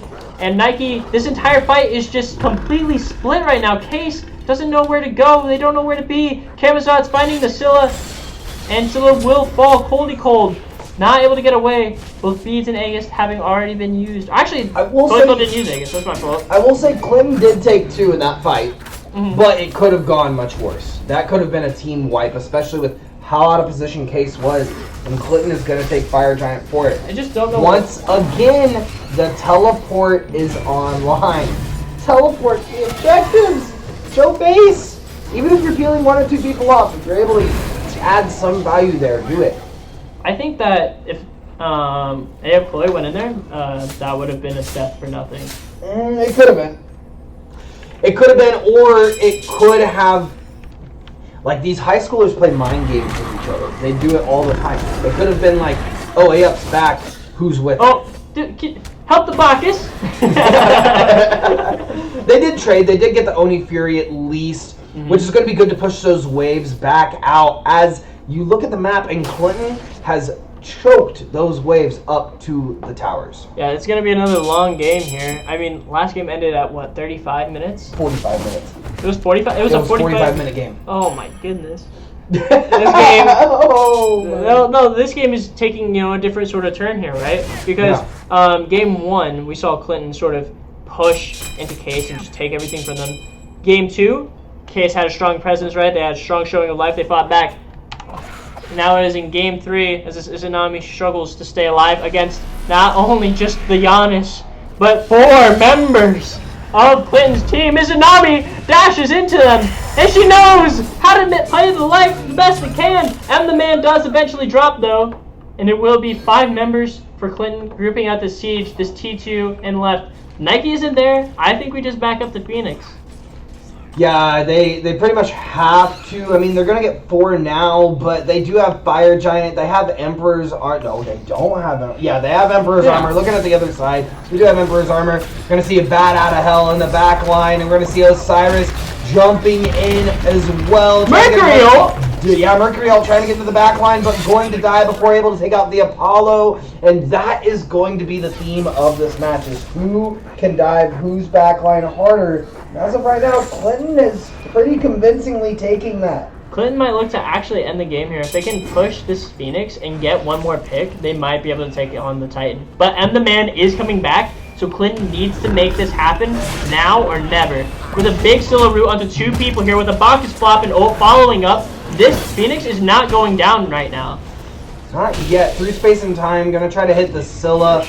And we've seen that pretty consistently this game coming out from this mid laner, Deadbolt on the side of Clinton, using these through space and times to try to secure kills.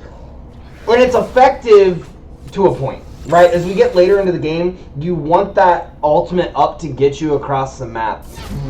Especially with how this Clinton team plays. They could have easily through space and time to that mid tower and taken out the mid tower before Case was there to defend it. That's true, and that's actually not an unpopular thing to do. They could have actually even gone all the way over to the right lane if they wanted to, and taken that Phoenix and taken the right lane Phoenix exactly, because Case would have had to walk the entire way, but Clinton using the Giannis portals. Using Deadbolt's portals specifically would have been able to just get there. I mean, even if they tried to back and get to the Phoenix, they wouldn't have had time for them to get over through space and time. Yeah. Oh, on God, Mercury 1v1ing the Pyromancer. Lunar showing exactly what Merc's specialty is, and that's being able to take objectives by yourself, not needing anybody else's help. But Mercury's gonna be down, and it's gonna be Mercury. Why did we ult there, Kamazats? And it looks to be Scylla trying to help out Mercury again. Mercury backing now. Scylla ult unfortunately wasted. Tried to follow up, but was a little too far away. Cold kind of needs to show a little bit more reserve in using that ultimate. And I don't think I've seen this Apollo ult as often as nearly as often as Deadbolt for sure, but like, as often as I would have liked. So this Apollo ultimate, I think, has only come down maybe twice in all the fights that we've seen. And we really haven't seen Apollo split push as much this game. No, and so basically when Fire Giant is up, or any big objectives are up, you want Apollo to kind of push a tower, push Phoenix, and then ult over to where the rest of the team is. But it will be through space and time, half helping Scylla. Kabrakan getting blown up now, being able to back away slowly perhaps. Yep, gets out through the Giannis portal, and it is a complete mismatch as to where this fight is going. Mercury gets Kabrakan walled in, and the man with the double Izanami ultimate. Phantom Shark finding the kill onto the Osiris. Kamazot's in the back now. Mercury looking for Fabled one, knowing that they're alone, but they still have the Bat Out of Hell to get away, and they will be forced. Will they get away though? Mercury dash being used here. Mercury 1. Mercury's just faster, even with Kamazot's having the abilities to get out. It looks like Kamazot's is going to get... Oh! Mercury potentially backing up, looking for the ult, and instead going to back up because Fire Giant has just spawned. True. Just now. And Case can take this Fire Giant and flip this game back around. Clinton with a 5k gold lead as we've kind of gone deep into these fights. It's been back and forth, but the roster is coming through. That's going to be Giannis and Camazot's coming to the Fire Giant. Case is able to take it. Will take it. That's going to be Apollo ulting into the backline. Oh no, Mercury realizing by himself now. The rest of the team is going to pop up. Mercury barely getting out. Luna able to escape with their lives, and the entire team of Case is actually able to get away with the Fire Giant, achieving something Clinton hasn't had to be able to do this entire set. That's insane. That's insane they were able to get out like they were. I thought Clinton was at least going to get a kill or two there. But Clinton is not going to just take that for granted. They're going to see that the entire team of Case needs to back, and they're going to take down this T2 in mid once and for all. Sure. This T2 was on its last lane anyway. And now we have a potential siege happening. But no, it looks like Clinton will decide to back up and just opt to take the rest of the jungle, and it looks like they might be going to that Fury actually. So yeah, that Primal Fury. Ooh, or they're just looking to come left here in general. Mercury does have ultimate. No, he doesn't. Lunar the Cat does not have half of way. Quarter of a way now. Yeah, quarter of a way now. Did not actually use to get it out. They used it to go in onto the camo. Oh, on the camera earlier. You're right. Yeah, after the FG, which was interesting. But looks to be Jason Wick starting up the Primal Fury now. Can they 1v1 it? Looks to be a 50-50 fight here. Oh, and we're seeing Phantom. Apollo has to run away as Phantom Shark, the raid boss on the map, shows up. Literally. It's just a little bit scarier than the Gold Fury. Man, Clinton is probably kicking themselves for not banning out this Bacchus, because this Bacchus is showing up. Fat man hitting those flops and those ults. Honestly, between the two members of the team, right? So Case currently has 8 kills. All of them are between the Bacchus and the Izanami. Yep. And that's just crazy. That is just insane. But they are still showing up for player damage, right? The Mercury, unfortunately, hasn't found a kill this game, but has 14k player damage on the board, which is more than the Camazots. This is true, yeah. Camazots kind of falls off late game once teams actually start grouping up. Camazots has a lot of value in sort of isolating targets, sort of like Mercury does. But Mercury's ultimate in team fights still does really well because of the CC that it provides. But Camazot's impact on this game has been greater than any other player so far in this game. With 7 kills and 7 assists, that is 14 total out of the 17 that Clinton has had. Indeed. So Camazot's, even if, can't carry Clinton quite to the very end of this game, has really carried Clinton to this point to where they are now, and it's going to be up to the rest of the roster. It's really going to be up to that Osiris, up to that Apollo, up to that Giannis to put out that damage and get and find those kills. Okay, so Case has gotten the Fire Giant, but they have not done anything with it. Right. And that's a little bit disappointing, but I believe that their main fear is that if they go for any towers or anything, instead of being met with resistance, they'll find one of their Phoenixes being sieged. Yep, more than likely, and that's why it's even more important than ever to ward and to be ready where they are. Don't just put wards. You got to be careful about where you put your wards, right? You have to put it back far because you know that they're going to take these sneaky routes through the jungle. That's what Clinton has done all game. They've honestly, it's been a bit of a ward diff in the set. Clinton has done a great job of ensuring wards are always up and they're using those to the max potential. Case struggled here and there with that, but they're still in this game. It's still 33 minutes. They're down, but they're not out. They were able to get that Fire Giant, and that really put them back once again. They just need to find a team fight that works for them. Yeah. I mean, I feel like Case has sort of been the underdogs of this entire series, right? With Clinton always showing up, right? They're showing up strong every early game, carrying well into the mid game, but then late game, they fall off, right? They fall off hard. They're not sure what to do after 20 minutes. And it's almost like they're only used to playing at 20 minutes, so I think that Clinton kind of needs to rally up now, figure out how they want to finish out this game, or Case might just take it. First off, hit 20. Like, get all your guys to 20. The Bacchus is at 19, the Nike's at 19.